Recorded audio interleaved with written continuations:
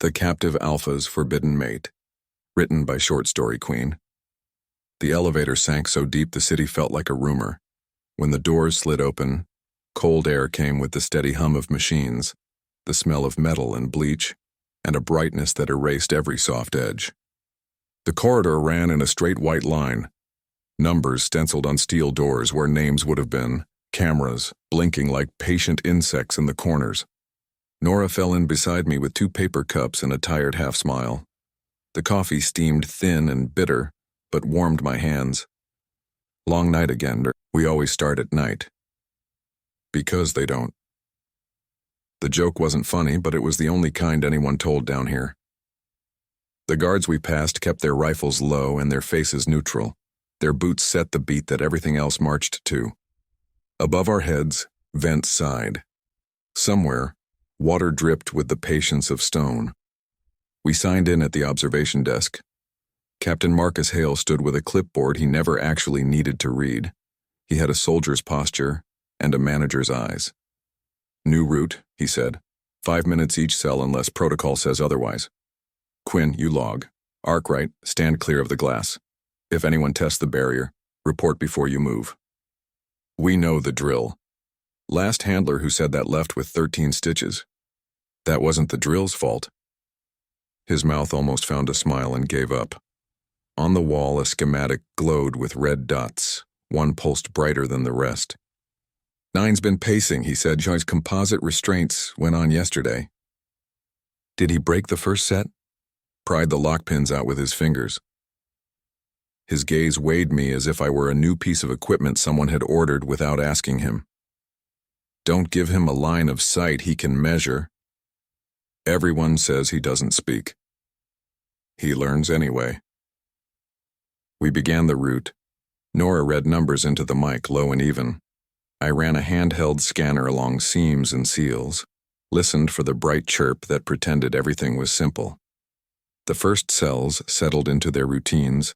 On the far side of the glass, a row of mistakes someone wanted to understand by counting them. The woman in iron cuffs sat upright on her cot. The cuffs looked wrong in the air, a faint shimmer around them, like heat. She didn't blink when we passed. "What does iron do to her?" "Makes her too tired to turn the room inside out," Nora murmured. "Keep moving." A vampire lay perfectly still, hands folded like a patient waiting for a doctor who would never come. When my weight shifted, his eyes opened. They were the depth of a well at night. The glass gave me my reflection beside him, gray eyes dull with lack of sleep, hair pulled back too tight. I walked on. Cell 4 held a boy who wasn't a boy. Yellow eyes under the light, bare feet, the smell of disinfectant, battling something muskier that still found its way into the air. "Rogue," a guard muttered. The word felt like it belonged in a story told to children who wandered toward the edge of the forest. I kept my eyes on the scanner's light and let it blink green for comfort.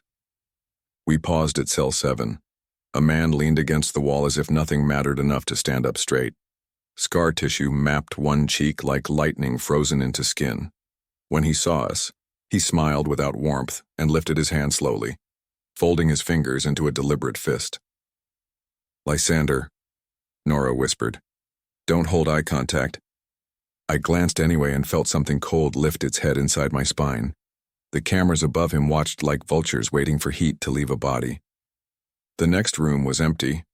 Claw marks raked the glass in deep lines that caught the light. The log for 8 had one line: transfer complete. The scratches looked fresh enough to smell.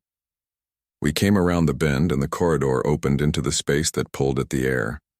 Cell 9's pane was thicker, braced with crossbars set like ribs, seams stitched with darker metal that looked almost black. The lights above burned whiter, here, a notch brighter, the way a hospital turns up bulbs in an operating room. He stood in the rear corner with his back turned like an animal that pretends indifference while listening harder than a human knows how. Broad shoulders under skin mapped with old scars and new bruises.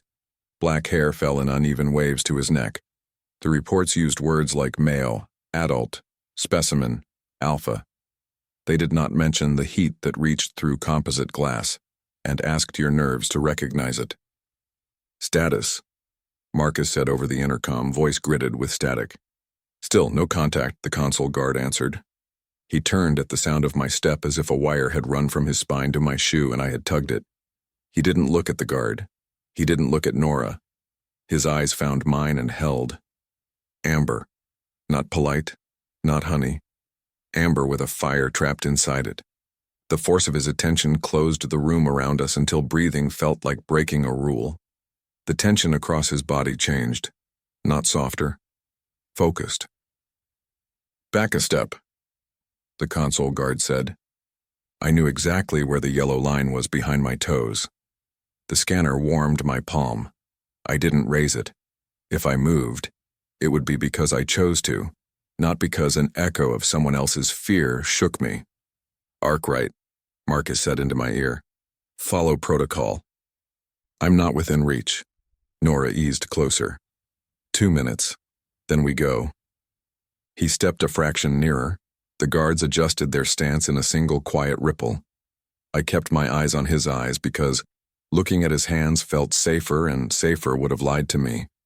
Something old in my body recognized him before my mind could list reasons not to. Don't make him a person in your head, a guard breathed. It only makes it worse. He blinked. The blink felt like an answer. The scanner clicked once, empty of meaning. He understands us, I said, maybe only to myself. He understands hunger, the guard said. Hunger was there, but not only for ripping through steel or throats. Possession burned under it, a shape pressed against my skin, without touch. I took a slow breath and let it fill me all the way down. 2 minutes, Nora whispered, that's enough. I forced myself through the motions. The seals still needed checking.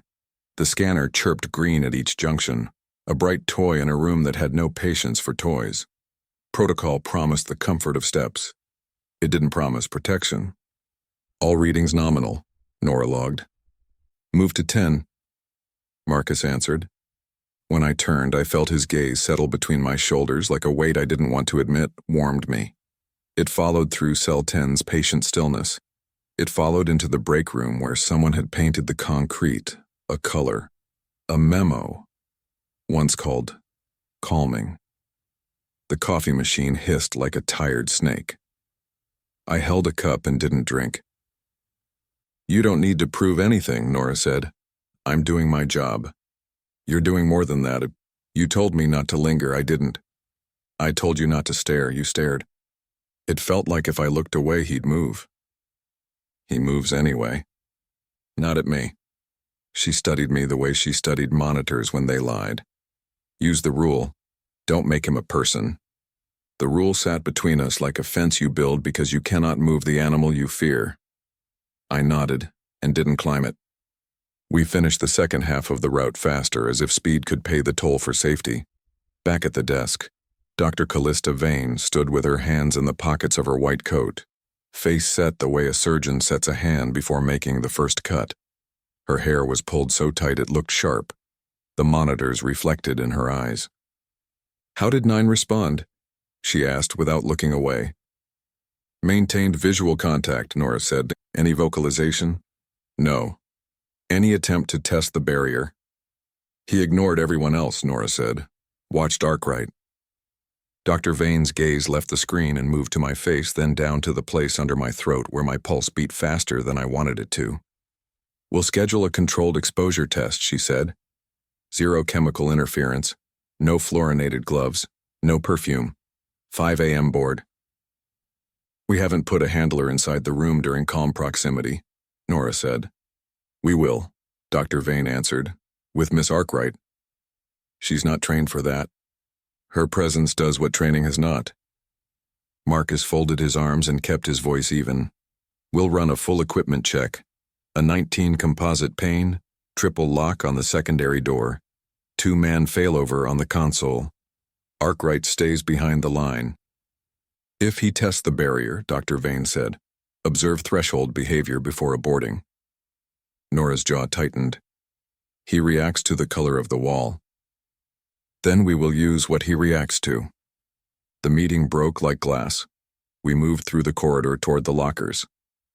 The light felt too honest. The air too cold for lungs built for weather and laughter. I took my time with the locker door. Fingers slow on a latch I could have closed blindfolded. Fear dresses itself in many coats down here.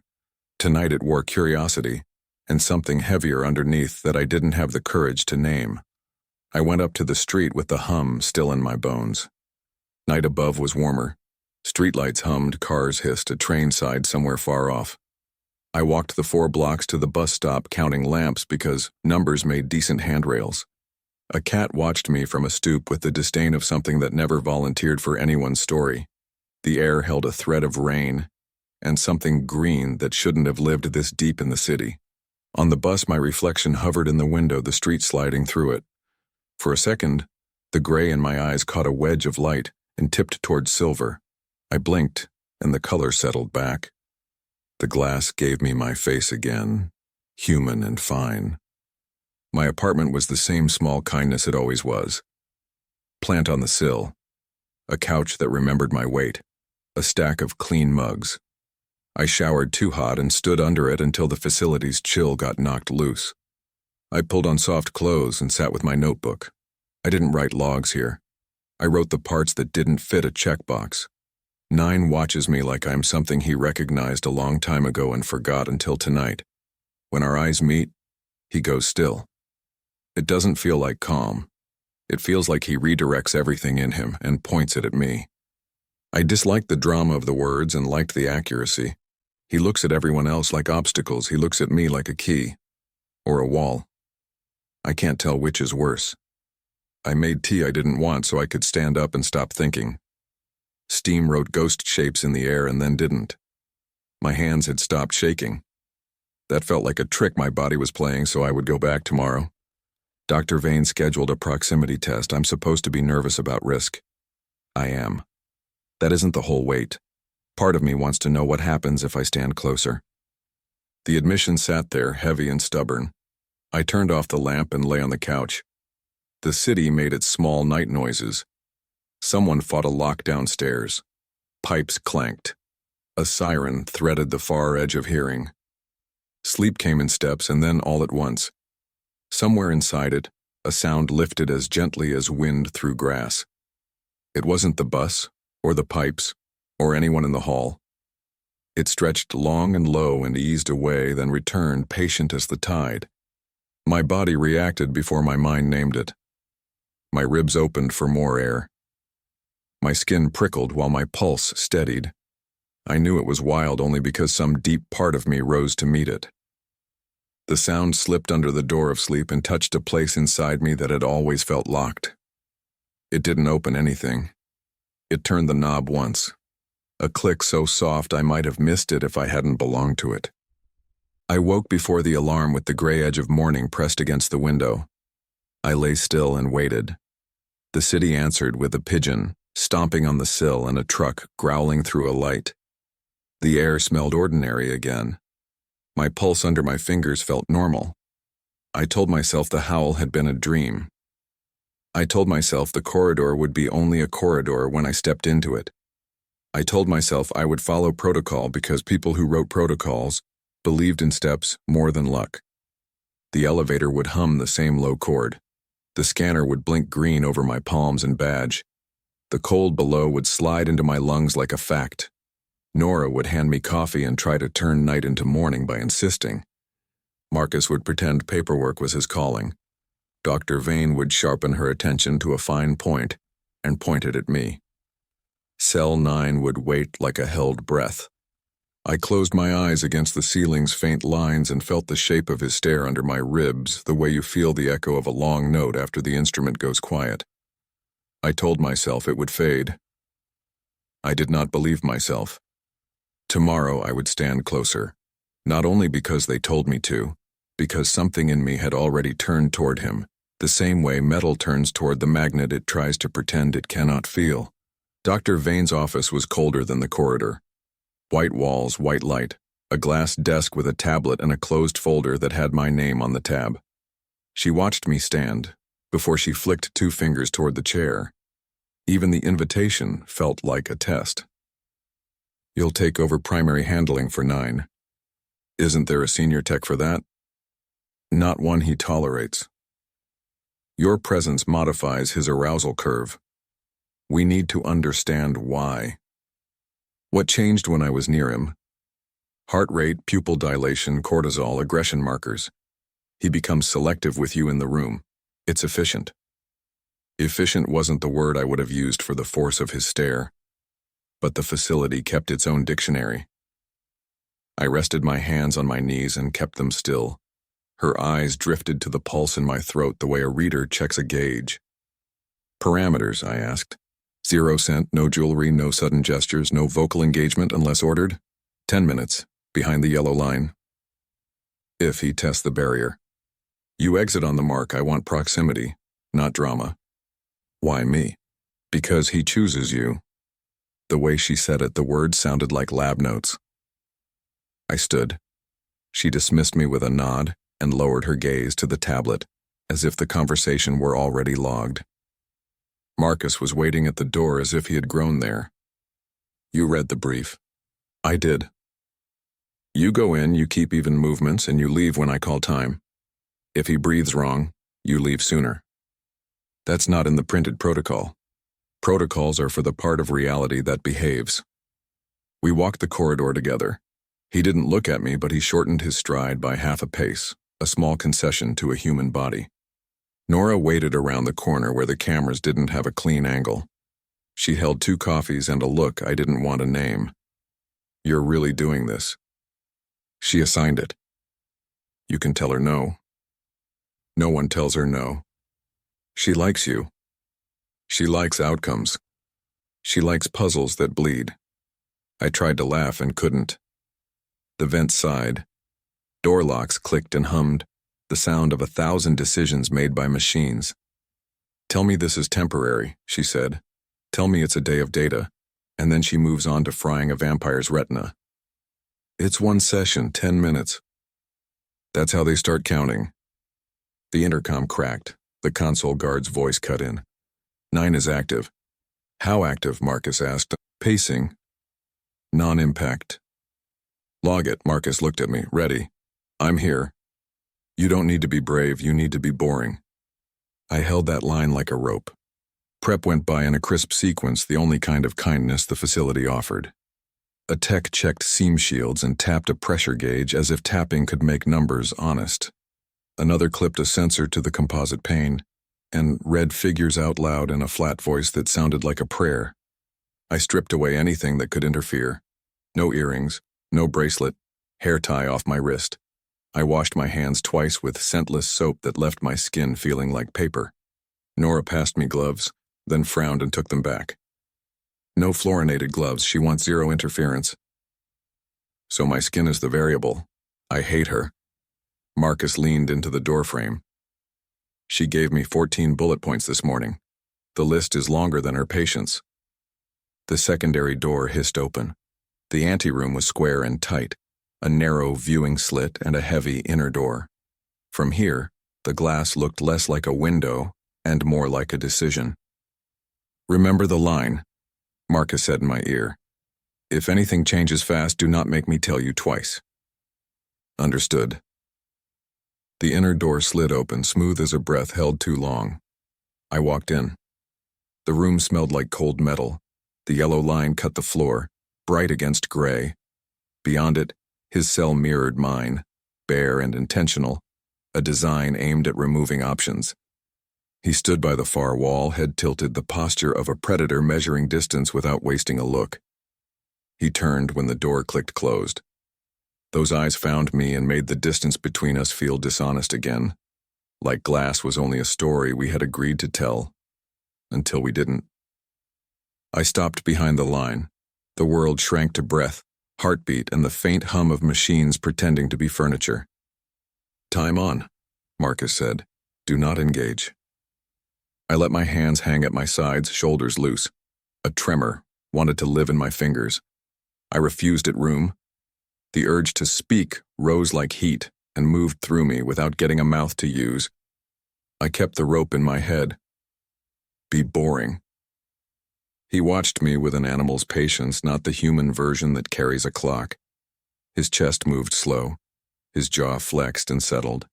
His attention touched everything about me at once, the way warmth touches skin without choosing where to land. Without perfume, I still had a scent. I had read enough to know that was data. My body felt like a document I hadn't consented to sign. A minute stretched until it was a wire underweight. The vent's hum changed pitch and floated back. He didn't blink during the shift. 2 minutes, maintain. Light flickered on a sensor behind the pane.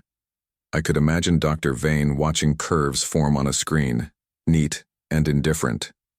My throat felt raw, though I hadn't spoken. The air cooled the back of my neck where loose hairs clung, a human detail. I tried to inventory myself like the facility would. Pulse, breath, balance, skin temperature, muscle tension, with intolerances. If I could be a number, I might be safe. He stepped forward. Not fast, not loud. The distance closed the way light closes when a switch flips. Effort belonged to another species. He stopped with only the glass and the painted line between us. Heat moved through the pane into my skin in a way that didn't make sense. Along with it came a recognition I didn't own, like the place in a song where the next note lands and you knew it would but still feel the surprise of it. Something deep in me leaned toward him. My feet stayed still. A sound rumbled in his chest, not quite a growl, not warning, more like an animal clearing dust from its throat. His gaze tracked from my face to my hands and back. If he wanted to measure me, time had no cost here. 3 minutes, maintain. I wanted to swallow and didn't. The yellow line sat bright at the edge of my vision, a promise made in paint. I kept my eyes up. The urge to press my palm to the glass came and went like a small wave. I let it pass. He tilted his head, listening to a frequency I couldn't hear. Memory flashed. The sound from last night, gentle as wind through grass and nothing like wind at all. The thought put a second pulse under my skin that wasn't mine. I breathed with care, let air in, let it out. Kept my body a quiet room even though something had stood up inside it and was testing the door. 4 minutes, hold. Through the side window I caught Nora's shoulder lifted toward her ear. Tablet hugged close. She didn't move. If she moved, it would feel like a disturbance in here. He leaned closer, scars lifted and flattened with breath. Some pale, some angry. The facility would read them one way. Something older in me read them another. Possessiveness shifted in his gaze without losing edge. If that force had a spectrum, this moment slid it from blade to hand. I didn't know why the difference mattered. I only knew it belonged to the truth of now. 5 minutes, exit on my mark. A line of tension ran from my neck to my shoulder. I eased it carefully, not a flinch. He tracked it anyway, attentive as weather. Mark, exit. I took 1 step back. Heat left my skin like a light shutoff.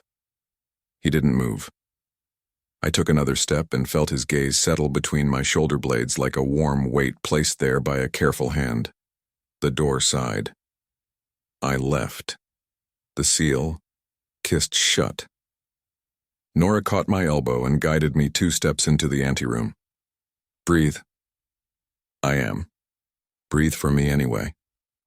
I did. The air tasted different without him in it.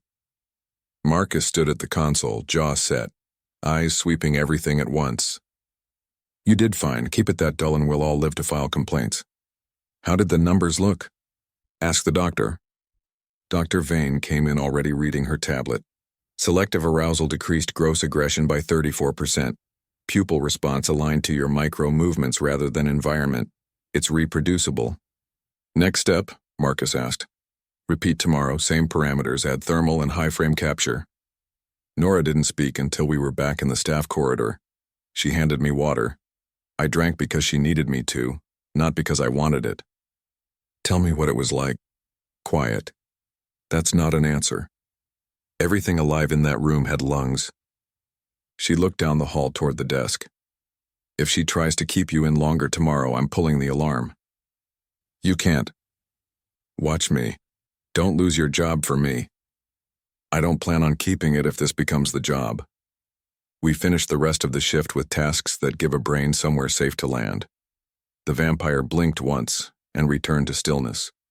Lzander watched the camera and smiled without teeth. The boy in 4 paced until the floor seemed thinner under his feet. The facility's hum stitched the hours together. At sign-out, Marcus scanned the schedule. "You're on 9 again tomorrow, same time. Any change in restraints?" "Not yet. If she pushes, I'll push back." "She always pushes. Then I'll push first." Outside, night had the taste of rain held back. The city moved with practiced indifference. My legs carried the faint ache of concrete. My mind hummed with a note I hadn't learned how to quiet. On the bus, my reflection looked back, nearly the same woman who had ridden this route yesterday. The gray in my eyes stayed gray. No silver tonight. Relief and disappointment lived together without canceling each other. At home, the plant on the sill had curled a leaf toward the window. I watered it and watched the soil drink. The shower took the facility's chill off my skin. I sat with my notebook and let the page stay blank until the words stopped fighting.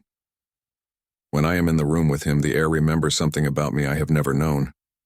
I keep the rules because rules keep people alive.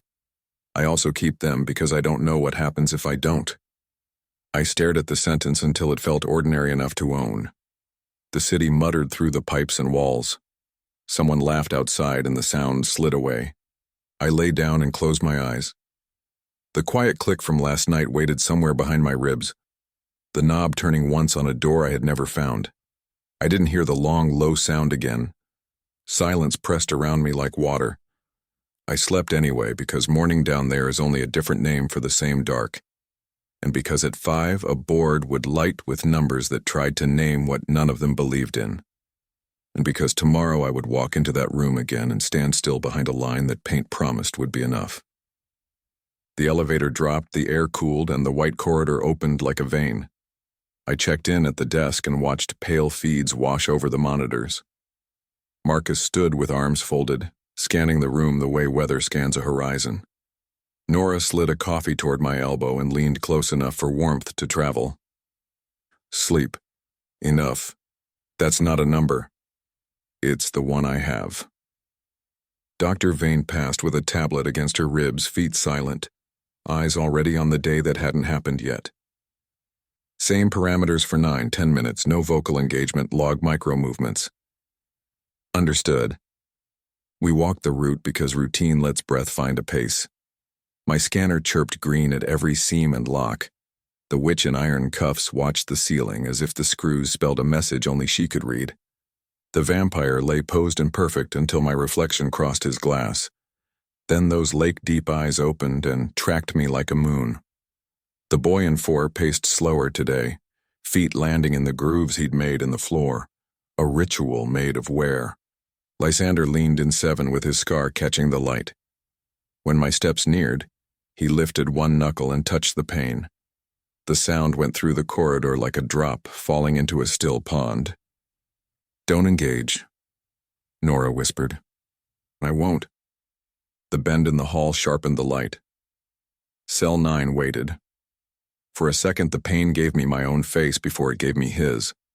He stood at the center of the room the way the bass note stands at the center of a song.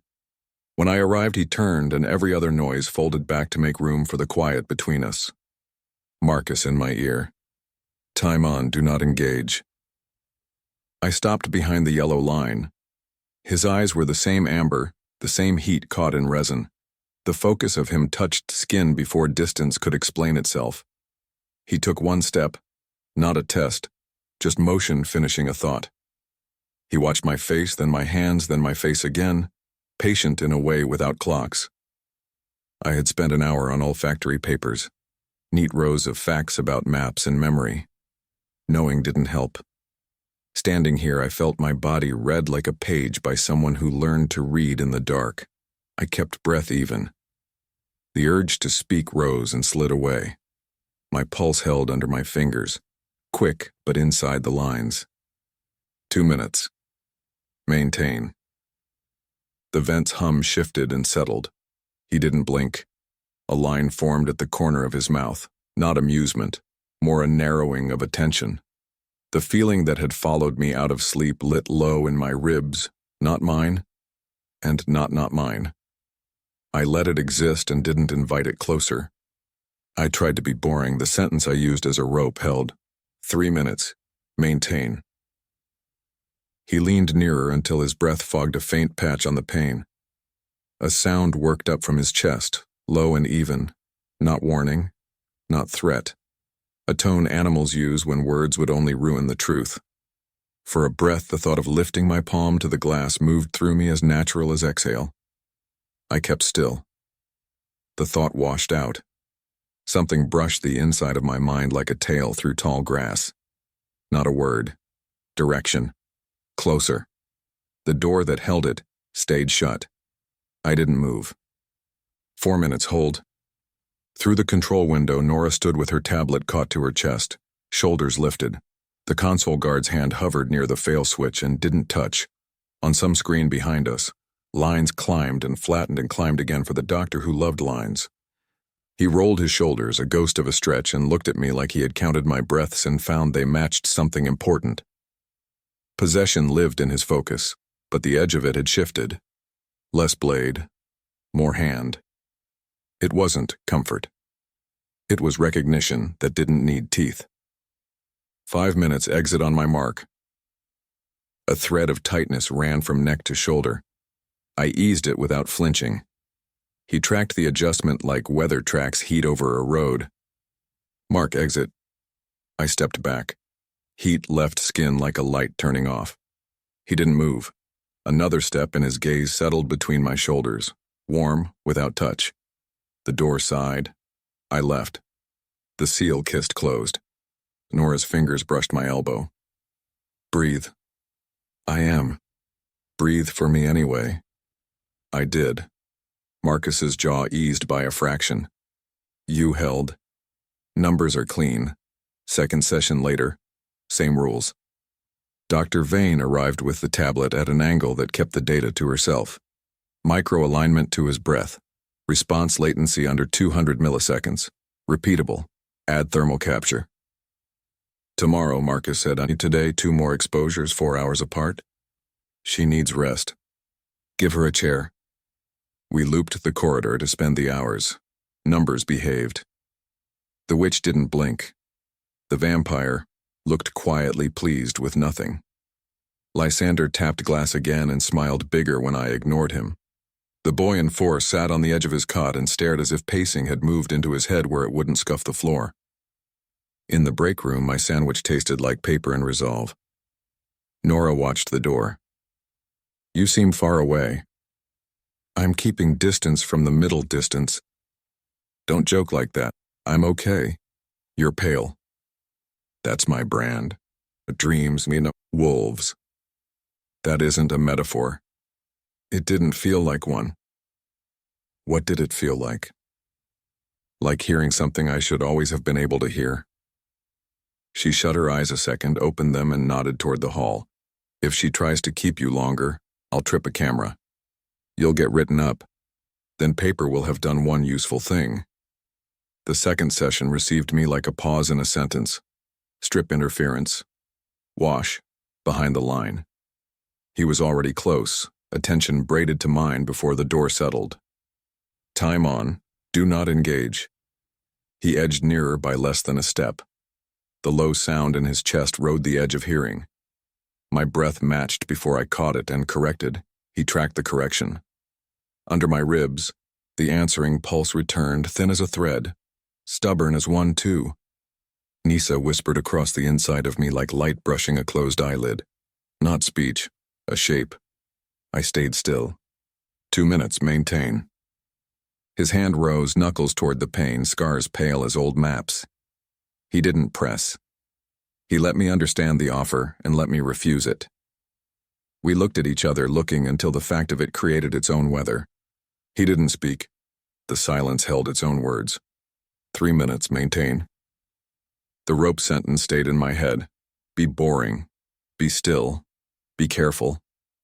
He studied a small shift of my weight the way a hunter studies the minute turn of wind.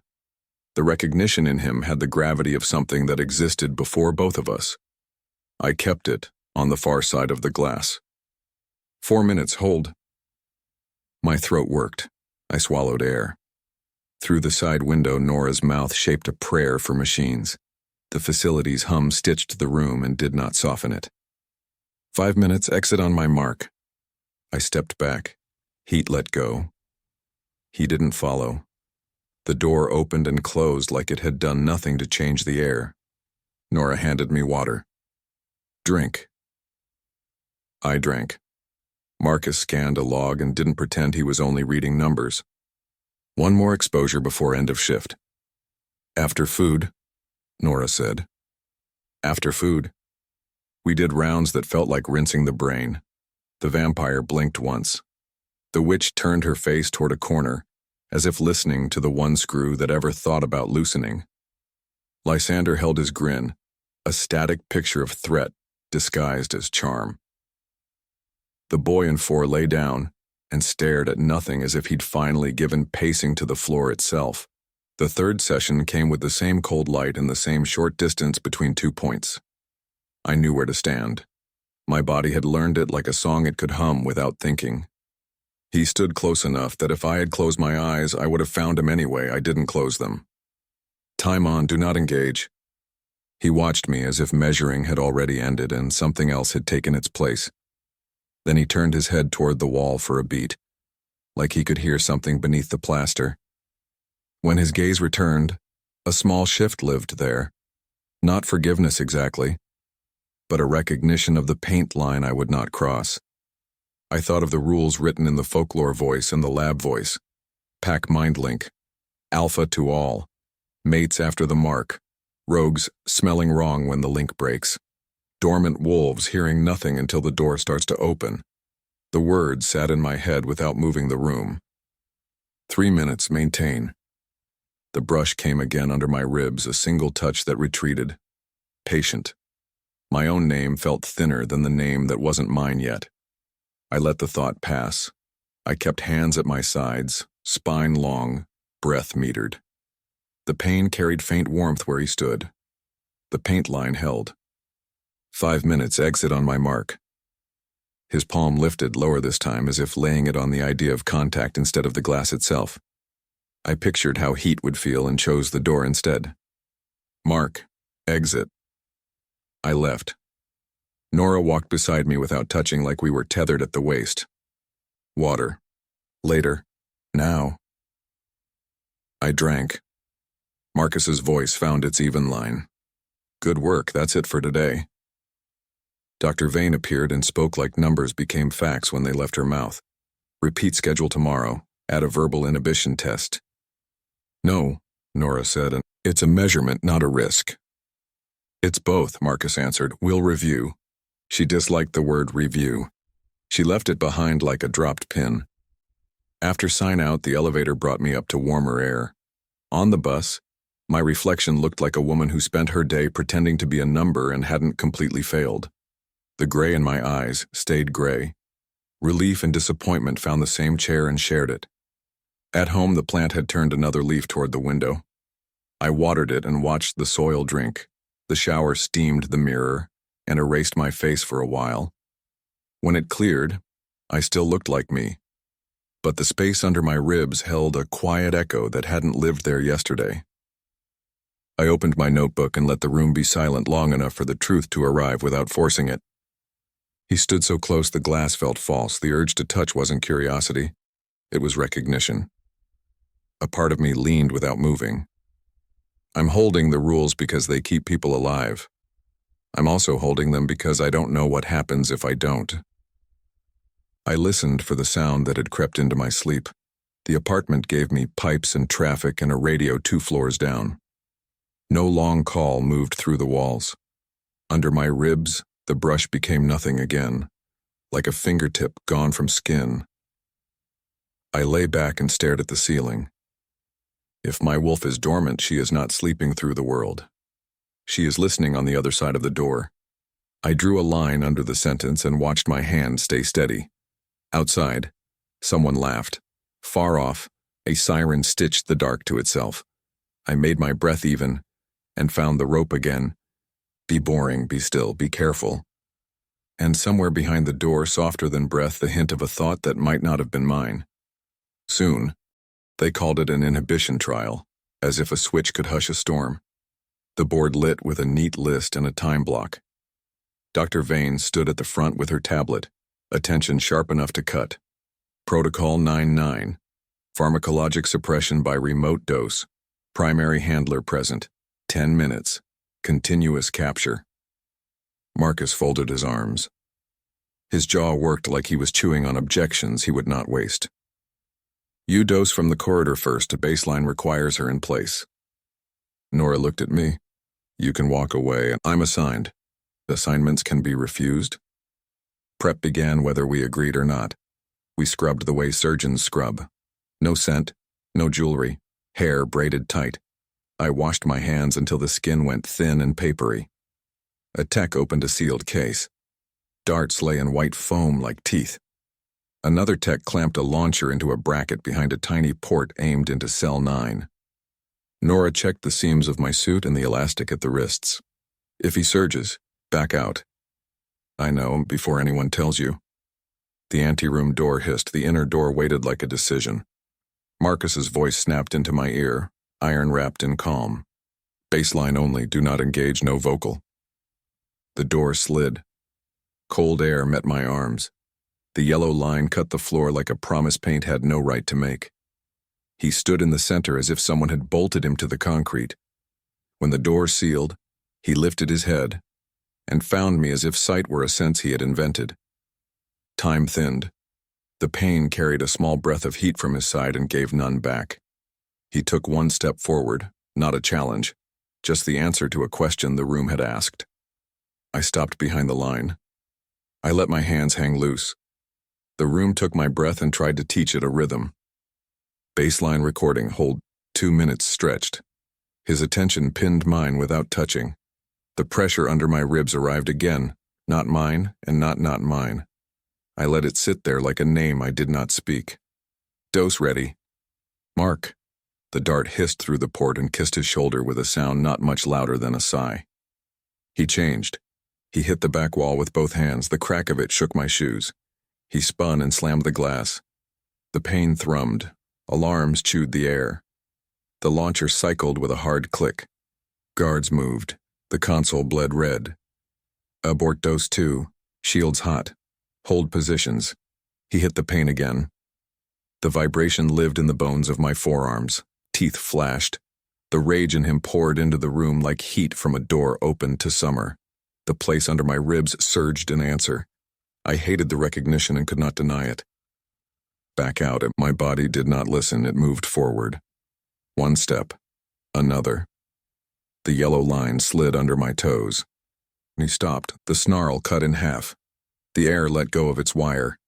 His breath sawed once, twice. Fingers opened from claws into hands. Amber locked onto me as if the rest of the world were an error he had no time to correct. Out now. I heard Marcus. I held my ground. I did not speak. I set my feet because wind should not decide where I stand. His gaze dropped to my hands and rose. The corners of his mouth eased the smallest fraction. His breath fogged a small oval on the pane. I could have covered it with my palm if I were someone else in some other life. Closer. The voice inside me brushed like a tail through tall grass. Not language. Presence. Pressing a door. Nisa did not yet have a name in my mouth. She had one in the way my body understood pressure. I kept still. I was both steady and not. He leaned in further. Old scars lifted and fell with his breath. When he spoke, the word rode the bottom of air, so quiet that microphones would call it silence. Mine. It was not claim as threat. It was a truth placed between us. The room absorbed it. Alarms meant nothing to it. My skin heard. The pulse under my ribs answered as if it had been waiting all my life to be summoned by that shape. Selene. Nora burned my name into my ear and the sound broke the spell without erasing it. I breathed in. I breathed out. His fury sat down inside him like a trained animal nobody had ever trained. The impossible stillness returned. Cut the alarm. Everyone hold. The siren unwound. The room found edges. For a breath, we were only two animals separated by a human idea. Mark for exit, move. I stepped back an inch. He did not follow. Another inch. The heat on the pane cooled. The door sighed. I left on legs that remembered how to step. The seal kissed shut. You're done. Nora's fingers hovered at my arm and withdrew. Marcus stood at the console with his jaw locked, eyes dividing attention, with a soldier's economy. A hairline scratch marked the inner layer of the pain, a whisper of a wound you would miss if you had not heard it with your bones. Dr. Vane arrived with numbers sliding down her screen like rain. Pupil spike. Aggression markers up, then collapse when the handler advanced. Heart rates converged at 102. Cross-synchrony. His levels responded to hers. Excellent. Excellent. Marcus did not wrap the word in approval. He nearly cracked a 19 and he did not. The handler stabilized him. Reproducibility is the point. Not today. Today. They faced each other across a wire I could almost see, and she needs air. 5 minutes, then half dose, and negative. We review. I outrank review, not on safety. Silence pressed like a palm. She tilted the tablet just enough for him to see. The graphs glowed like proof in a language that forgot people had nerves. Half dose, no launch until the handler is in place, and of course, I sat on the bench because my knees authored a rule. The corridor smelled like disinfectant and burnt coffee. Under my ribs, the ghost of that word hung the way a note hangs after the violin stops. Nora handed me a bottle and waited until the plastic crinkled. Did he speak? Yes. What? Nothing you want in a report? You think the mics caught it? No. Good for now. Half dose was mercy the way a locked door is a view. We reset the room. The launcher went dark, the dart port shut. The world narrowed to the pane in the line again. When the door sealed, he was already facing me. Intent sat low in his gaze. Not cold, not cruel. Focus with a target. Time on, do not engage. A tech whispered into a channel I could not hear. The system fed a thin thread of drug through the vents. He breathed as if air were a game he alone could win. His jaw tightened once, then smoothed. He lifted his hand and laid his palm to the glass. Heat bloomed beneath it, a star made of skin. The urge to meet it rose, honest and wrong at once. Nisa moved under my skin with a restless sweep. Closer, no. Her answer was not a word. It was a low bristle not aimed at me. She had already chosen our side. He did not snarl. The fog eased his eyes and cleared. He blinked once. His mouth shaped the start of a word and released it without sound. He had found another lever. 3 minutes. Maintain. The quiet weighed more than the siren had. I thought about mind links like folklore told them and like the dry papers tried to measure them. Pack to pack. Alpha to all. Mates after the mark. A wolf gone from the pack smells wrong and falls silent in the head. A dormant wolf hears nothing. The door in me had clicked. Even locked, it let a thread of sound through. He leaned in by a fraction. The corners of his eyes tightened, not in pain, in patience being asked to serve too long. The drug did not make him smaller. It made his fury choose with care. 5 minutes exit on my mark. I backed away inch by inch. The heat faded. His palm slid down, leaving nothing and leaving everything. The door opened. I stepped out. The seal closed. My lungs had kept an even count, but they felt used. Confirm audible output. No clear vocalization, visual implied assertion. We are not logging implications, we log what happened. He went for a wall. He stopped when she stepped forward. Which means we can model the effect, which means we put fewer darts in a man who can rip steel. Finish your shift, repeat tomorrow, and she needs medical review, fine. Blood panel, endogenous markers, I'll go with you, and I can handle a draw. You can handle anything, that does not mean you should do it alone. The clinic was stainless and soft-voiced. A band cinched my arm. A needle slid in. Vials filled. The nurse did not ask why my hands were steady. She did not ask why my eyes were not. Back at my locker, I leaned my head to cool metal and counted breaths until numbers did not help. The elevator carried me into surface air that felt warmer than it probably was. The city moved around me with the same indifferent kindness. On the bus, my reflection hovered without answers. The gray in my eyes stayed gray. The part of me listening for a sound did not care about color. At home, rain threatened and refused. The plant on the sill turned a leaf toward a light that wasn't there. I watered it and heard the soil drink. The shower erased my face in the mirror and gave it back. I looked like a woman holding a rope and learning what happens when storms notice ropes. I opened my notebook and they tried to damp him with chemicals. It sharpened him until I stepped forward. He spoke one word. The room changed shape when he did. I expected violence. It felt like truth walking in and sitting down. I wrote the part I had not wanted to say, and a part of me answered, and I turned off the lamp and let the dark take its time. The city placed its little noises where they belonged. I listened for the long call that had visited my sleep and heard only quiet. Behind it, the small click again, the door inside me turning a fraction more, not open, not yet. But closer to whatever follows a word I was not supposed to hear and heard anyway.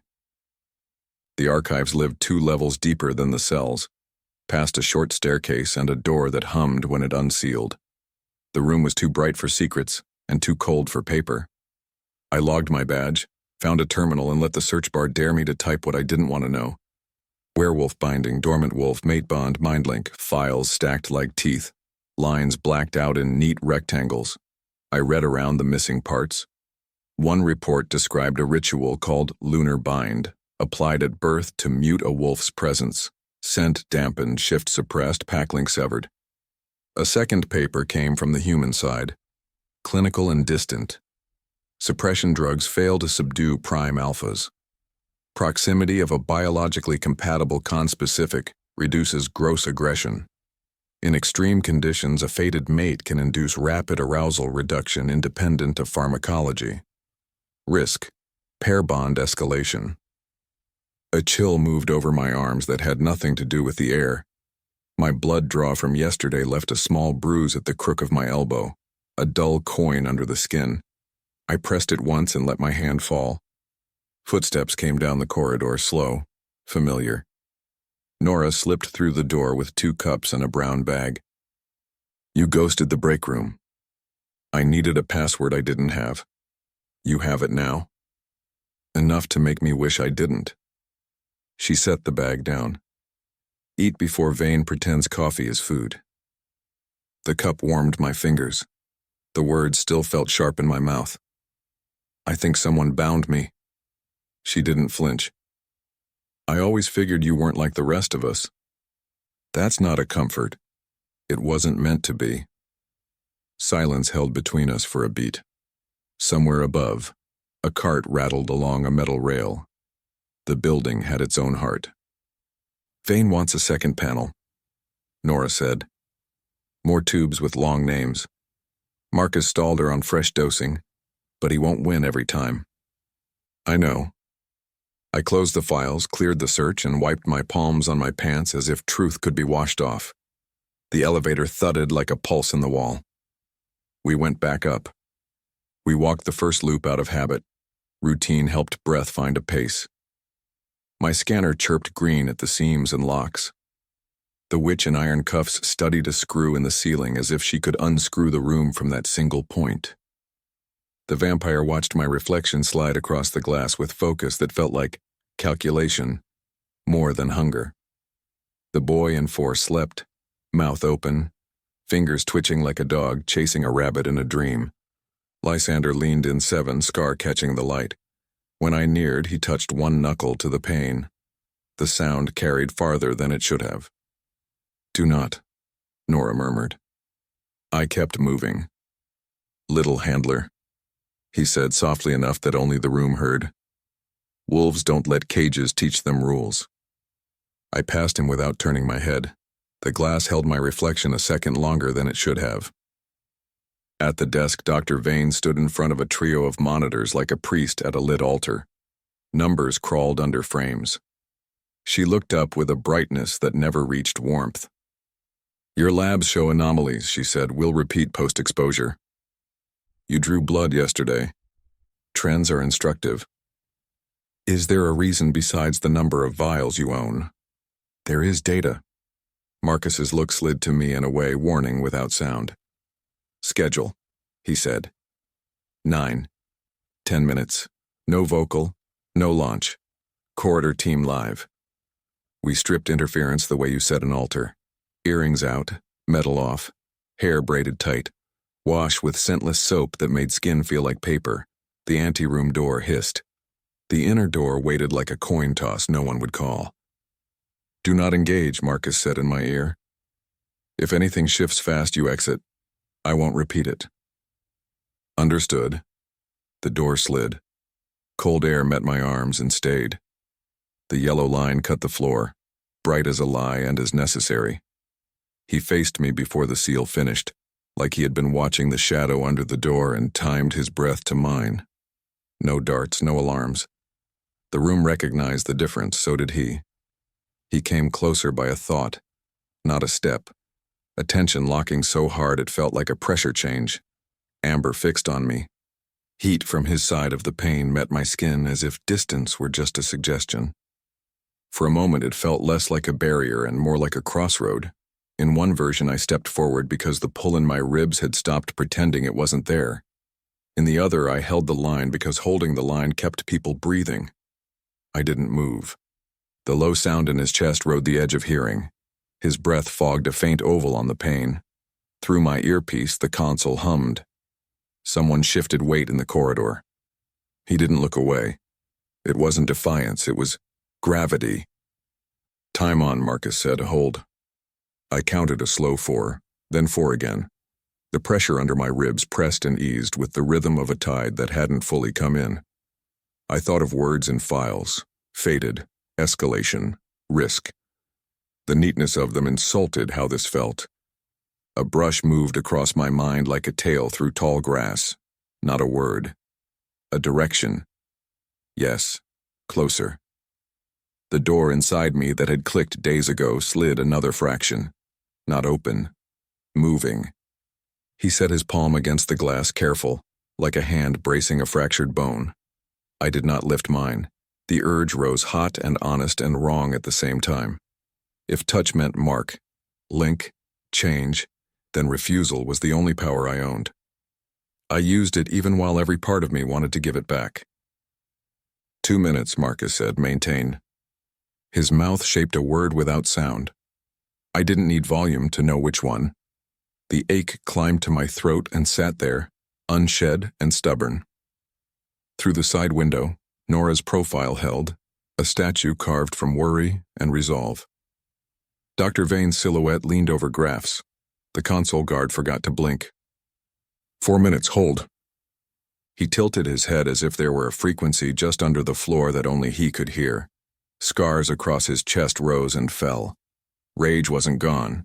It had honed itself to a blade with a smaller edge. He leaned closer. I could have counted gold flecks in his eyes if counting had mattered. The pressure under my ribs broke like a wave without sound.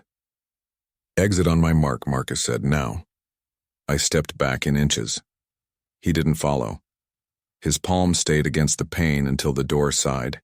Then he slid it down and left nothing but a warmth fading under my skin. Nora pressed a bottle into my hand in the anteroom. Drink. I drank because the sound of plastic crinkling seemed to help her breathe. Marcus's voice had the roughness of someone who had pretended not to be afraid and made it to the other side anyway. Clinic, then loop, he said. The nurse tied a band around my arm and found a vein by touch alone. Vials filled. Labels aligned their tidy letters. She put a square of gauze on my skin like a promise she didn't get to keep and sent me back without questions. On the floor, Dr. Vane cut me off with a page of scalpel questions. Sleep, appetite, cycle, any scent exposures, family history. I grew up adopted. Where? In the city. Rural time as a child. No. Seizures, allergies, fainting. No, no, no. She watched my mouth like my answers might hide micro-tremors her graphs could adore. If she found any, she didn't give me the gift of knowing. We burned minutes on a loop. Rounds calmed a brain because numbers pretended to be fences. The witch smiled at the ceiling screw like it was finally telling her a joke. The vampire looked privately amused with me. Lzander tapped once, the sound smaller than last time. A finger on a glass bell. "You think the story belongs to people who write it down," he said as I passed. I didn't respond. He didn't need my part to finish his. Second exposure came like an echo with sharper edges. The door opened. He was already near the pane, as if we had agreed to meet there without words. "Time on, do not engage." He moved that same small amount, not a full step, the kind of approach that made the room remeasure itself. The sound in his chest slipped under his breath. A low thread. The brush in my mind found the inside of the door, and waited. If MindLink had a voice, this wasn't it. This was the memory of a voice I would one day hear. I stood behind the line, body plain. He lifted his hand again, slightly lower, palm turned a little as if adjusting to my refusal. Not a test. A conversation that understood boundaries and made them feel fragile anyway. Dormant didn't mean dead, it meant waiting. The click in my sleep had been real. Today it was louder. A notch. Another. 3 minutes, maintain. He dropped his hand and studied the corners of my mouth like breath was a language. A hint of something touched his own. Understanding, not victory. If claim could be patient, this was the shape of it. The exit call came, I stepped back. He let me go the way a tide releases sand between waves. At the desk, Dr. Vane watched a replay at double speed, numbers chasing frames. Response latency is shortening. "Which means you'll ask for more," Nora said from the doorway. "Tomorrow," Dr. Vane answered, "plus an odor panel." "Absolutely not. It's a measurement. It's a match. We control variables. You don't own wolves." Marcus cut the thread before it frayed further. "We'll review." She narrowed her eyes in a way that always meant yes later. "Post-exposure draw, then you're done." The third needle of the day didn't change what I already knew. The bruise had grown into a small violet moon. In the locker room, I leaned my head against cool metal and listened to below hum through my bones. On the bus, streetlights cut my reflection into pieces. The gray of my eyes looked the same. Inside, the pressure waited like a storm banked behind a ridge. It frightened me less than the part of me that didn't want to be frightened. At home, the plant on the sill had turned a new leaf toward light that wasn't there. I watered it and heard the soil drink. The shower erased my face and gave it back. My notebook waited where I had left it, patient as stone. I wrote without trying to ease the edges. The files use clean words for things that aren't clean. Binding, suppression, compatible conspecific, faded. Their lines describe what happened in the room. Darts made him worse.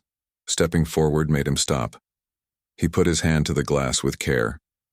When he shaped the word without sound, it still landed under my ribs. The pressure there answers him whether I agree or not. The next truth came harder. If I'm bound, someone chose it. If I'm dormant, I'm not asleep.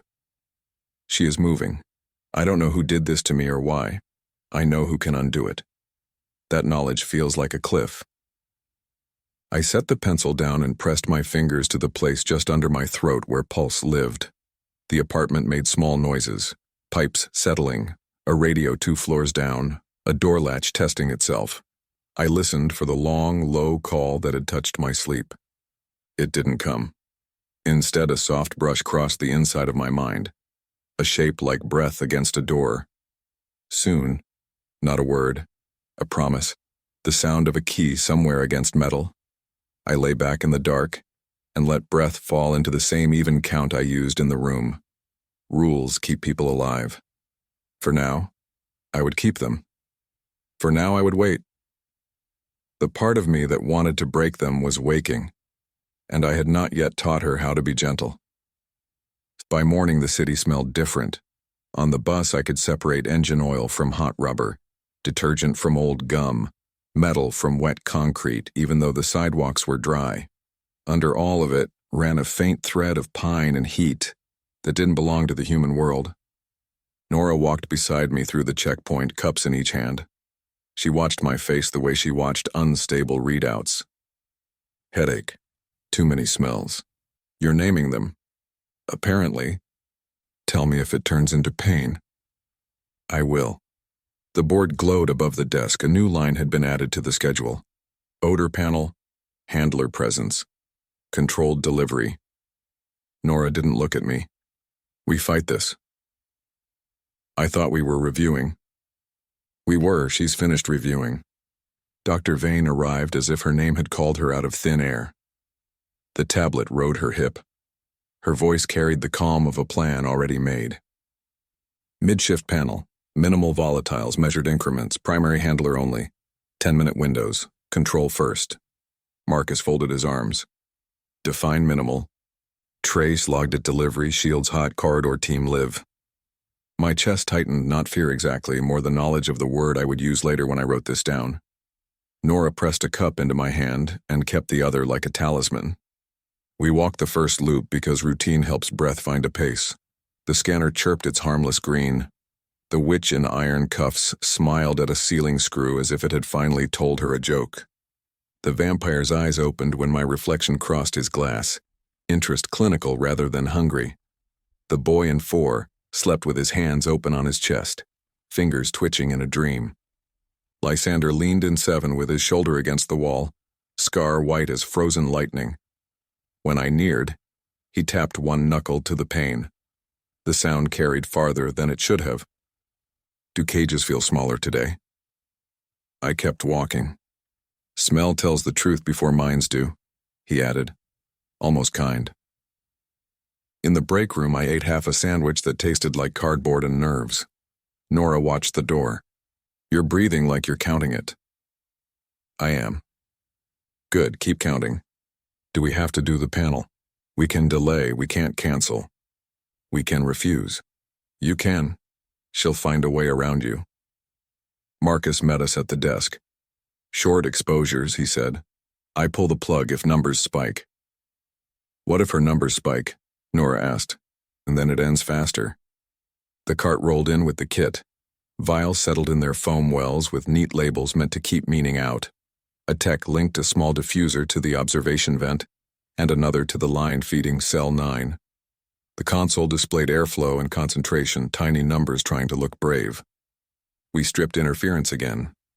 No metal. No scent. Water cooled my hands until they felt like borrowed tools. The anteroom door hissed. The inner door waited like a drawn line. Control first, Marcus said in my ear. Plain air. Hold behind the paint. Cold met me clean and unkind. He stood at the center of his room as if the bolts were set through the bones of his feet. When the seal closed, he turned to me without drama, the way a compass needle decides to be a compass. Time on, do not engage. I counted. In for 4. Hold 1. Out for 4. Hold 1. The pressure under my ribs arrived on schedule, warm and steady. His breath fogged a small oval on the pane. Scars across his chest rose and fell with quiet patience. His eyes moved from my face to my hands and back, a kind of reading older than words. Baseline logged, Marcus said. Exit on my mark. I backed out in inches. The door sighed. Nora handed me water and waited for the plastic to crinkle. Panel 1, the tech said. Define it, Nora answered. Trace pine, handler room only. It's nothing, I said. Then it will be nothing, she said, as if saying so made the world behave. I stepped in again. The scent reached with careful fingers. Pine the way a doorframe holds it after someone comes in from a cold night. Resin, cool and clean. Nisa moved under my skin as if she had been waiting for that exact shape. Closer.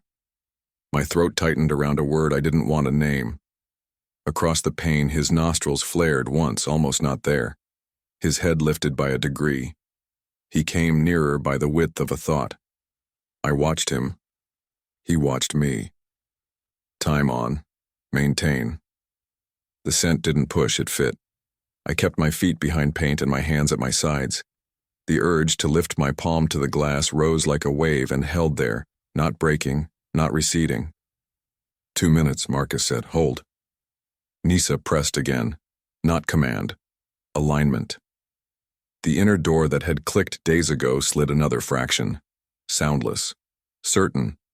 His mouth shaped a word without air. I knew its outline. I refused to give it volume. Exit on mark. I left the way a person carries a full bowl across a crowded room. The seal closed. The air outside tasted wrong without pine. His rate dropped by 10. The tech muttered before he remembered there were people attached to those numbers. Panel 2, Dr. Vane said. Handler and subject, Trace Musk, 10 seconds on, 1 minute hold. No, Nora said.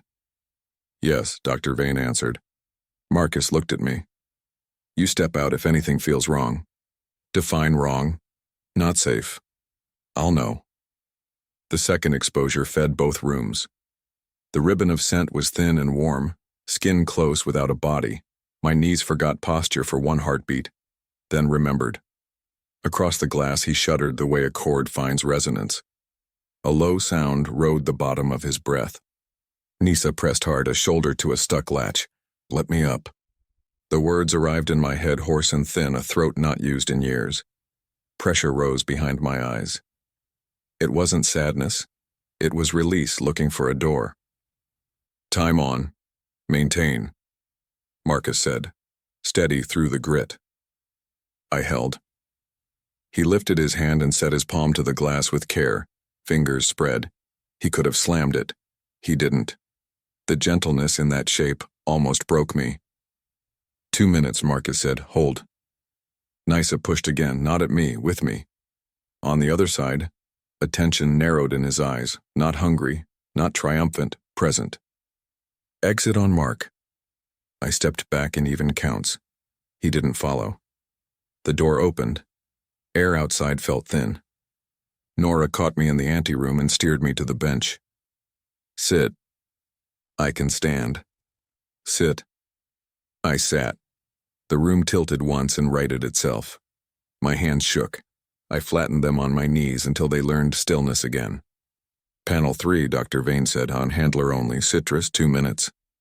No, Marcus said. Citrus is neutral to wolves, she replied, already lifting her hand. Neutral is irrelevant, Nora said. She's at her edge. I am collecting data. You're lighting matches. We control variables. You don't own air. Marcus stepped between them with the patience of a man trained to keep grenades from rolling. We stop here. We have enough. For a breath, the room held still. Then Dr. Vane lowered her hand and turned her tablet a fraction so the graphs could admire themselves. Fine, repeat tomorrow. Labs? The tech asked, wanting an order. Later, Marcus said. She eats first. In the break room, I swallowed soup that tasted like salt and decision. Nora watched until the bowl was empty. Nisa spoke, I said. What did she say? Let me up. Simple. Terrifying. Honest. I can still hold the line. You did. What happens when I can't? Then we move the line. We walked the route to bleed out the shaking. The vampire watched with mild interest. The witch slept with her face turned toward the screw, as if it were a lamp. The boy in 4 dreamed again. Legs twitching like a maze ran under his eyelids. Lzander tapped his pain as I passed. What did they feed your air? I kept moving. You smell like a door, he added, voice thin but carrying, and like someone is learning how to turn the handle. The last exposure wasn't a panel. It was the ordinary kind. Presence. The door opened. He stood close, as if the floor itself had pulled him there. No added scent touched the room. Only us, and the fact of us. Time on, do not engage. I breathed. The pressure under my ribs had become a resident rather than a visitor. Nisa no longer knocked, she leaned. Across the glass, his mouth moved on a breath that did not make sound. Mine. I didn't answer with lips or voice. The answer happened anyway, a shift inside like a tide acknowledging the moon. Exit on mark. I left. The seal closed. Nora set a hand near my shoulder and didn't touch. Labs can wait, Marcus said at the console. She goes home. Dr. Vane stared at numbers as if they were the only language worth trusting. Tomorrow we increase the panel. Tomorrow we see if she can stand, Marcus said, and standing is measurable. So is breaking. He walked us to the elevator. In the steel box, the hum rose like a low chord. Safe to ride alone, he asked. I am. If that changes between here and your door call, use code words if you have to.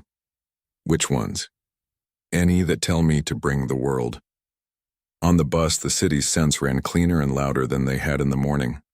I could find the hot brake dust, stale beer on a sidewalk 3 blocks from the route, the breath of rain that still had not fallen.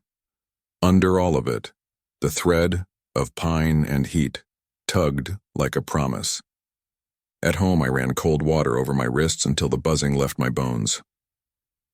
The plant on the sill had lifted another leaf toward a light the day hadn't offered. I drank tea without tasting it and opened my notebook. The panel changed the room without touching it. Pine turned a key. Musk pressed the door. He did not break. He chose care. My wolf used words, for the first time. They were not soft. I let the next line arrive without arguing. I am not afraid of her.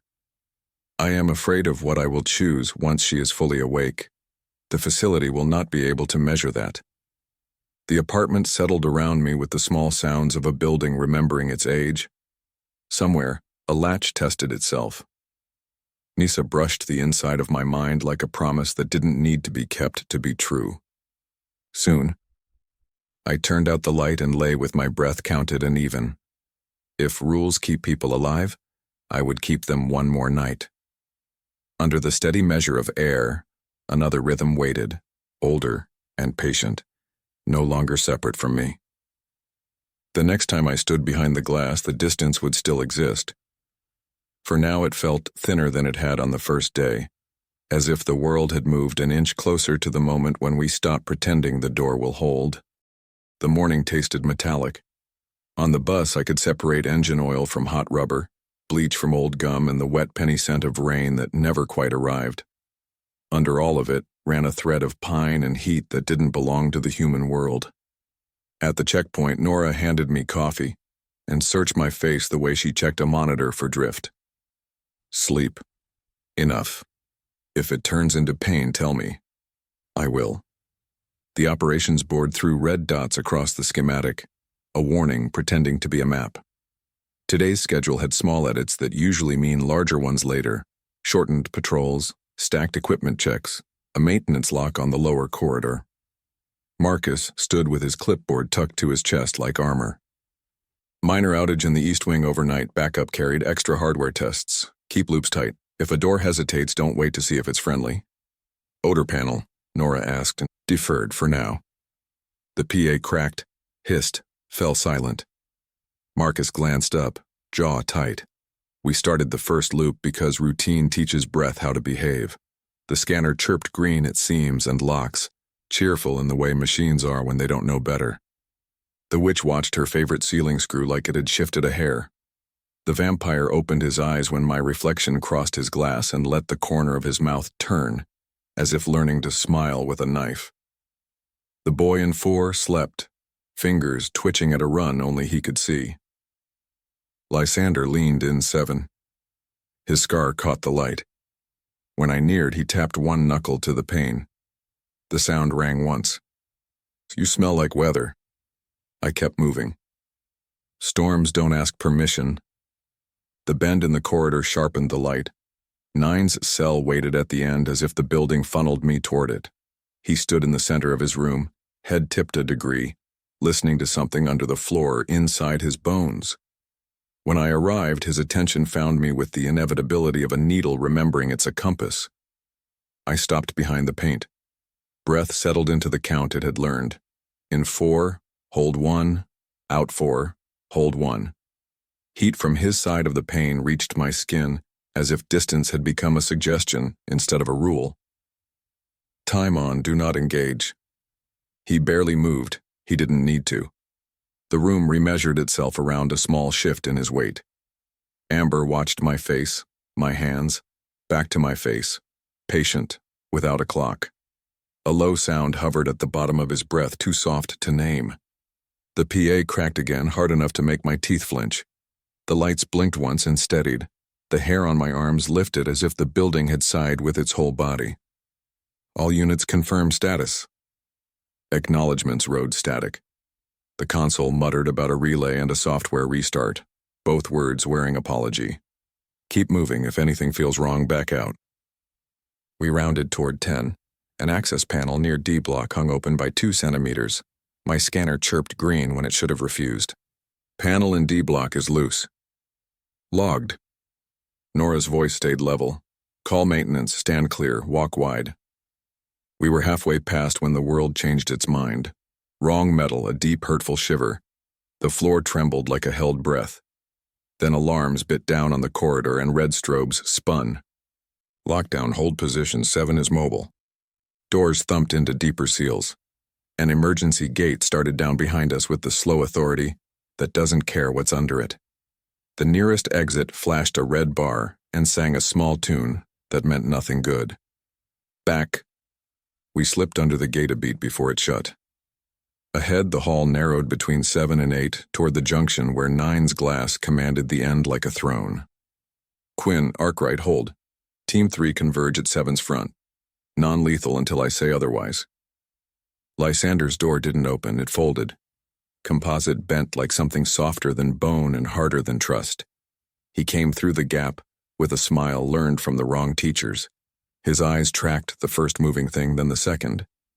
He chose. I hated that I understood why he chose me. He didn't run. His pace ate ground the way fire eats dry grass. Nora pulled me behind her. The witch in the next cell laughed once, bright as a cut. Move. We moved. Nowhere perfect to go. The gate behind had made its choice. Ahead, the junction lay under 9's stare. The wall console flashed a pattern that meant less than it wanted to. The air smelled like hot wiring wolf and the sour fear of men who have to run into danger even when the math is bad. Team 3 status. Static, then a voice. Door compromised, 5 seconds out. 5 seconds is a lifetime if you're lucky and an invitation if you aren't. Lzander rounded the corner and glanced at the camera eye, amused. He slid past a guard raising a baton too late and fixed on the place he had already decided to fix. Me. Nisa rose with all her weight. My bones ached like weather. The building's hum sank through skin and settled in places I hadn't known were mine. Let me up. Not request. Not quite command. The insistence of a door that knows it's a door and wants use. I didn't say yes, I didn't say no. I put my back to 9's pain and felt heat as if the glass were breathing. Lzander reached for my wrist. The world stuttered and restarted on another channel. A sound hit the corridor like a storm-breaking stone. It wasn't loud, it was force-shaped into air. No word in it, and every word anyway. It dragged attention off teeth and hands and pinned it to the glass like law. 9 stood one step from the pane, eyes wrong gold, shoulders tight as a bow. Dust shook from the ceiling. My knees steadied. All of him focused on Lzander in a way that woke every hair on my arms. The brush inside my mind became a thread. It didn't ask me for anything. It gave fear a shape my body could carry. Down. It didn't arrive as human language, it came as pressure, as arrangement, as priority. It didn't hit Lzander. It hit me. I dropped to one knee and pulled Nora with me. Lzander's hand cut air where my throat had been. A baton cracked his forearm and did nothing. 2 guards hit him at the legs. Electricity snapped blue. He flinched, smiled wider, and for a beat I believed what his smile said. Everything we built below could turn to paper when something harder decided to come through it. The sound hit again, lower, meant for the animal in me. Stay. A palm to the shoulder inside the skull. Not tender. Steady. Nisa pressed into it and didn't push. She recognized force. Lzander pinned a guard to the wall with speed that looked like absence of motion and slammed another into the floor. a dart stuck in his side like a pin in a map. He looked at it, plucked it free, almost sad. He started toward me again. I stood because I refused to meet death on my knees, 2 steps from the pain. I didn't know if stepping closer was courage or foolishness. I stepped anyway. He took a stride and stopped, and I didn't stop him, 9 did. His hand spread on the glass as if he could punch force through without breaking it. His face belonged to older things than men. It carried a promise. Mine. Not sound. A posture. A jawline that didn't move. Eyes that did. The word lived under my ribs where the answer had waited since it first touched me. More guards poured in. Marcus arrived like a problem meeting its match. Now. 2 nets flew from opposite sides, a weave that threw blue when it shook. They hugged Lzander in electricity until the smell of singed hair and furious wolf cut the corridor into bite-sized pieces. He went to a knee, not surrender. Body responding. He tried to rise. The current said no. Hold it. The gate behind us lifted an inch. 7's broken door sneered. A second dart hit where the first hadn't. Lzander's mouth opened on a sound he didn't give the air. The restraint team bore him down by increments. Clear the corridor. Quinn, Arkwright, back to the junction, slow. We moved. Heat from 9's pain kept to my shoulder like a winter stove. At the turn I looked back despite myself. Lzander's eyes found me past mesh and hands and order. No longer a threat exactly. A promise of later trouble. Sometimes worse. The alarms dimmed to a steady pulse, the lights stopped pretending to be seasick. The air returned to things humans can name. Ozone, sweat, fear. I didn't realize my fists had closed until my knuckles hurt. Nora exhaled like a diver hitting air. You scared me. I scared me. Marcus reached the junction, hair damp at the temple. Medical to 7, engineering to D block. Triple redundancy on restraints before anyone blinks. His gaze measured me like a number he didn't trust. Sit. Water.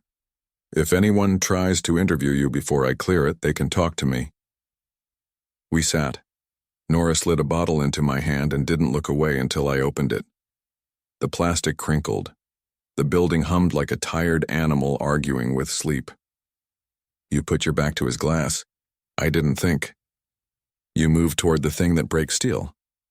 He didn't break. He didn't because you were there. I know. We didn't look at each other while we admitted it. The admission breathed between us. Dr. Vane arrived like a question with shoes. Her eyes did a full-body scan as if stats might appear if she stared hard enough. Any contact? No. Any vocalization? None you recorded. Her mouth thinned at recorded. Post-incident labs, adrenal markers. Repeat panel tomorrow. No, Marcus said, mild and dangerous. Labs after medical clears. No panel tomorrow. We fix doors before we play with air. It's an opportunity. It's a hole in my wall and a handler who almost lost her throat. Her gaze slid to my neck, then to the tablet. She wrote something I wasn't invited to read. I stood because sitting had turned to shaking. Clinic. Nora rose with me before I asked. Marcus gave a small nod that meant go, keep your head, come back. The clinic smelled like steel and alcohol and the patience of nurses. A woman with gray at her temples tied a band around my arm and drew blood with practiced indifference. She didn't ask what happened. Her look flicked to my pupils and back as if she'd learned which knowledge lets a person sleep. Eat salt, drink water, not coffee. Thanks.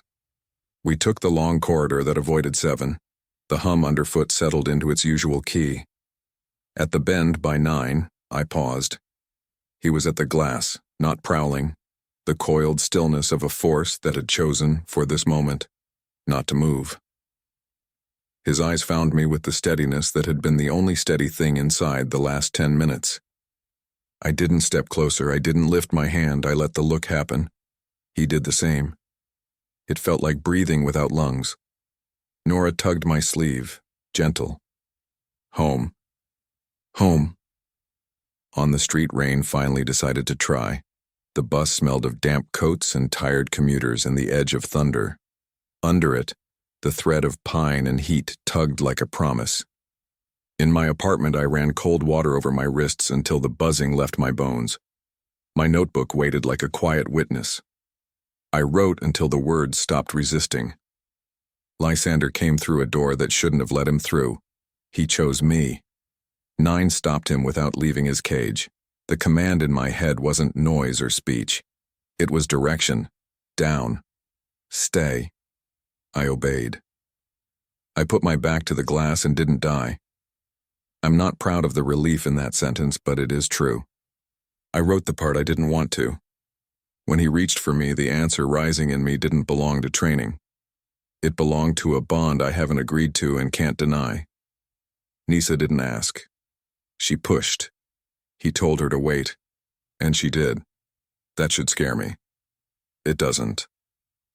What scares me is how safe I felt with my spine to his cage. Rain thickened. Pipes clicked. A neighbor coughed. The hum of below lingered in my bones.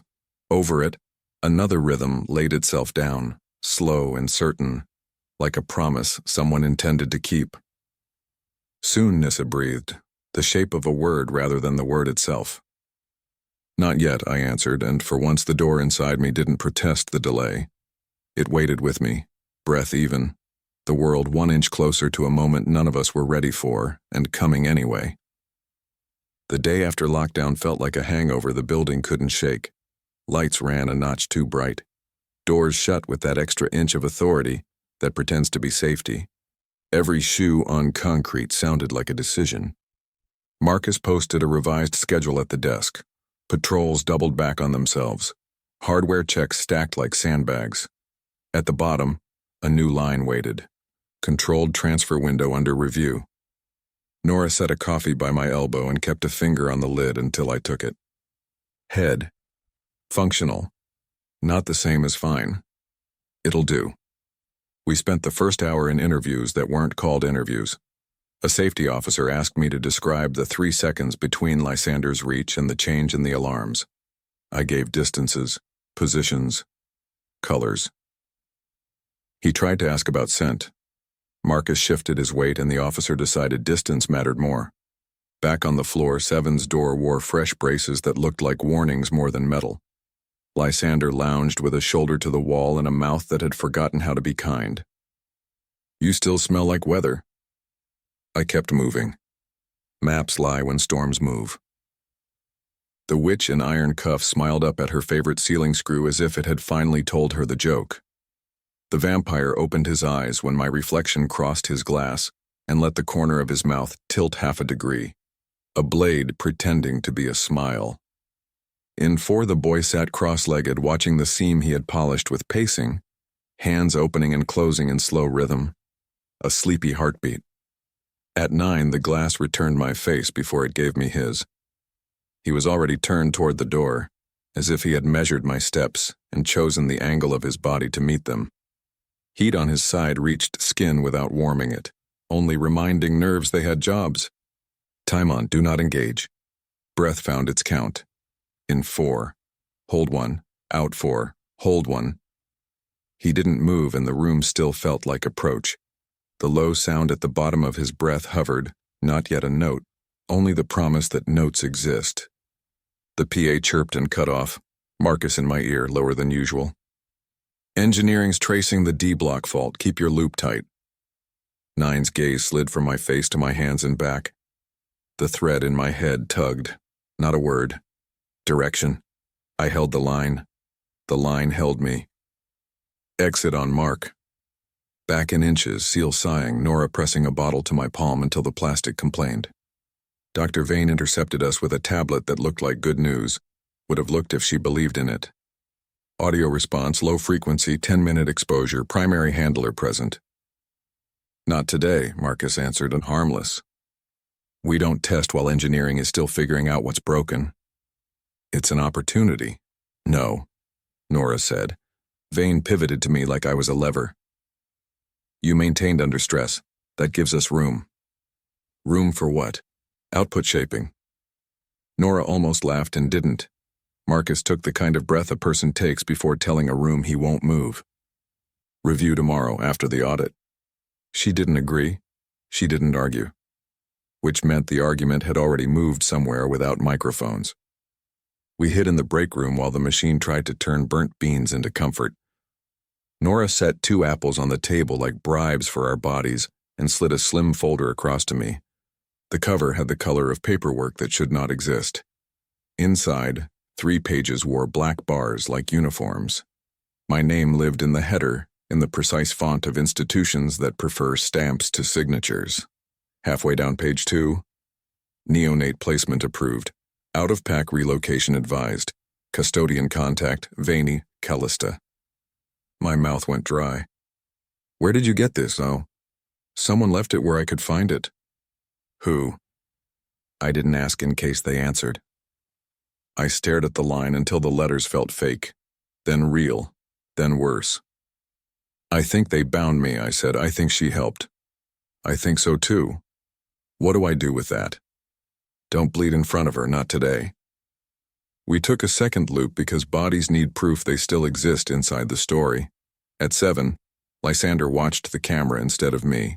At 9, heat on the pane climbed 1 degree, an answer to a question I hadn't asked aloud. Time on, no vocal. The thread returned, steadier. Breath, spine, jaw. The pine trace from yesterday's panel didn't live in air anymore. It lived in bone. It warmed when I didn't ask it to. He set his palm to the glass with slow care. My hands stayed where I'd trained them to. Want rose clean, not hunger and not fear. Something that refused either box. The urge to match him throbbed like an extra pulse that knew it was temporary and hoped it wasn't. Exit on mark. Absence drafted the room when the door closed. By afternoon, the audit moved like chess with too many knights. An engineer crouched at D block with a meter and a frown that looked permanent. Doors cycled on the simulator until the lights over them blinked like they were tired of believing. The building didn't trust itself. I didn't blame it. Marcus gathered us at the stairwell where cameras never got a clean angle. Transfer window, he said. Doctor wants to move 9 while we upgrade. Claims it reduces risk. Nora swore with her eyebrows. She wants him in a crate, I said, more or less. To where? She won't say. Nora folded her arms and looked at a bolt as if it had disappointed her personally. Say no. I am. She outranks no. Then I bury her in paper. That never stops her. I know. He turned to me like he wanted to make a pile of warnings and had decided I wouldn't carry them all. After shift, straight home. If anything feels off, call. What does off feel like? Like this without uniforms. We finished the hours with work that looked like duty and felt like waiting. I logged seams. Nora poked at alarms until they admitted to small lies. The vampire practiced stillness as art. The witch sang to her screw in a language my skin didn't like. The boy in 4 counted the corner with his eyes.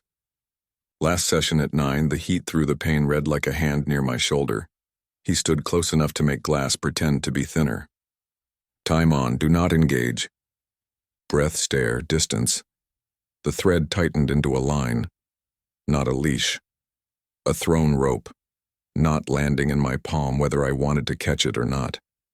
Nisa pressed her head against it like a dog choosing a place to rest. One sound ran through me, too quiet to own the air. Not mine, not solely his. Mine turned into a question instead of a claim. I didn't lift my hand. Want held its ground without punishing me for letting it starve. Exit on mark. We signed out late. Marcus walked us to the elevator like a shadow that knows it's a guard dog. Tomorrow will be loud. Today was loud. Different loud. Don't let them crate him, Nora said. I'm trying. He looked like a man buying minutes with minutes. City air felt thick enough to leave fingerprints in. On the bus, sense made a low map under noise. Rain threatened and didn't commit. My street wore the sky like a promise it couldn't keep. At home, the shower erased my face and gave it back. The bruise at my elbow had spread into a violet half-moon. I touched it like it might answer. The apartment settled with the small sounds of a building remembering its age. Pipes clicked, a door shut with care upstairs. I made tea that cooled while I wrote. The file sits like a stone in my head. Placement approved. Out of pack. Custodian. Vain. It explains absence. It doesn't forgive it. I put down the next line before I could soften it. Maybe the bind kept me safe. Maybe it made me useful. Silence took the chair across from me and stayed. I listened for the long call that had slipped through sleep before. It didn't come. A smaller thing did, breath against a door. Nissa. Here. 2 beats shared, not language. Agreement. The room darkened on its own schedule. I lay on the couch and let breath keep count. A siren stitched itself through the street and unstitched again. Under my ribs, the line hummed like a wire carrying a bit more than code allowed. Sleep arrived in steps. In it, scents moved like weather, resin, fur, cold water with iron hidden in it. None belonged to the city I'd given myself to. All belonged to someone waiting behind glass. I woke in gray with a word on my tongue that refused to arrive. The building exhaled. The line tugged once, not hard. Soon, not sound. Decision. I let it exist without pulling it forward. Morning would try to be louder. My job would stay the same as the first night, and every one after. Keep the rules because they keep people alive. And keep them because when I stop, the door opens. The morning wore the sour tang of fresh weld and scorched dust. Engineering had slept here. The floor remembered their boots. At the board, new printouts crowded a corner. A red box at the bottom made Nora's mouth hard. Controlled transfer, preliminary move, handler present, midday. We stall. Marcus will try. He needs help. He'll get it. Marcus arrived with a clipboard and a look that lived between no and yes. We're doing a partial. Cage to staging bay only. No sedation. Net's hot. If anything twitches wrong, I abort. Define wrong. Anything that makes me want to use a word I can't log. I kept 2 fingers on my coffee lid so I wouldn't crush it. Why now? Vane calls it risk mitigation. While 7's lane is reinforced, she wants 9 off that corridor. She has signatures. She always has signatures. We took the early loop to give my head something to do besides count ways this could go bad. The vampire watched my reflection with curiosity that never turned to hunger. The boy in 4 tracked a dust mote like it might escape if he blinked. Lzander in 7 leaned into his new braces and looked pleased with the lesson he'd taught the metal overnight. You're moving the wrong wolf, he murmured as I passed, Mapsly. I kept going. The hall bent. The light sharpened. 9 waited where he always waited, as if the room had grown around him and still hadn't learned his shape. Time on, do not engage. The pain carried his heat without sharing it. I took my place behind paint. The thread inside me tightened by its own will, a wire humming behind a wall. He looked from my face to my hands and back. Breath in 4, hold 1, out 4, hold 1. The low sound at the bottom of his breath hovered, more intention than note. Nissa rose without bristling, awake the way a house wakes when pressure changes. Closer was not a command, only alignment. I kept my hands down. The want to match his palm at the glass didn't feel like disobedience anymore, it felt like honesty. I didn't feed it. Exit on mark. I backed out in inches. Nora pressed a water bottle into my palm and didn't move until the plastic side. If she drags this past staging, I trip a breaker. You'll get written up. I like paper, it burns. By mid-morning, the staging bay looked like a threat pretending it was logic. The transport cage squatted on a dolly, steel ribs, non-conductive mesh, a door with 3 latches, and a 4th you had to be cruel to use. Overhead, a track ran like a narrow metal river from 9's wall port to the bay. Nets sat fat on their spools. 2 engineers tested floor anchors with a gauge that clicked like a nervous jaw.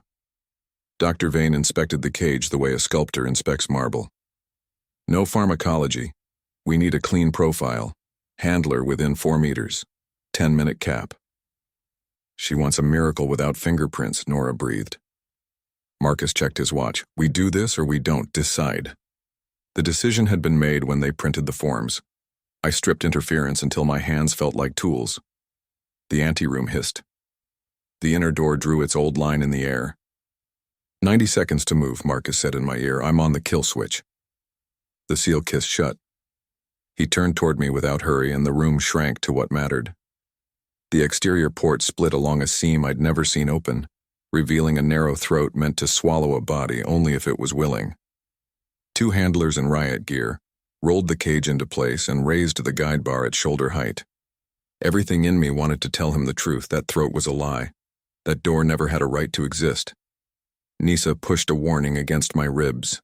Not words. A small snarl that promised bigger ones if I lied to myself. He didn't move. He watched me move. The transport team waited at the mouth with nets hot and hands patient. Marcus let 10 seconds pass into the mic, and another 5. Not because he liked suspense. Because he was listening to a frequency you only learn by surviving it. Time on, maintain, begin. The handlers lowered the bar. He could have taken it apart with his hands. He didn't. He stepped once, a shift so contained the room had to redraw itself. His gaze never left my face. The thread between us thickened into something that could carry weight. 5 steps, Marcus said, softer than he'd been all day, then freeze. 1 step, 2. The bar nudged down another inch. The ceiling track woke with a hum. The air shifted. Sap and wild heat and water cold enough to hurt your teeth rode in without touching the vents. It didn't come from here. It came from memory. From outside. Every muscle in him tightened without moving, his head lifted. Mine did too. For a heartbeat I could hear bark under claws, snow crust breaking, a call that didn't ride air so much as settle under skin. The perimeter trace lit a soft amber on the board. Not an alarm, a suggestion. Maybe wind, maybe lies, maybe something with its own reasons. Hold, Marcus snapped. Everyone hold. He was halfway to the throat. A handler's thumb hovered near a latch. Vane tilted forward a degree that read as hunger only if you knew how to read her. Abort, Nora said, too quiet for the room and just loud enough for those who mattered. Proceed, Vane answered, surgical. 9 looked past me to a world I couldn't see and then back at me like math had just given the same answer twice. The sound under his breath thickened into a note my bones recognized as home before my head could get in the way. Nisa surged, not command, claim, respond, and I lifted my hand a fraction. Only that. Heat through glass met my palm without touching it. His jaw eased by a hair. The next step didn't happen.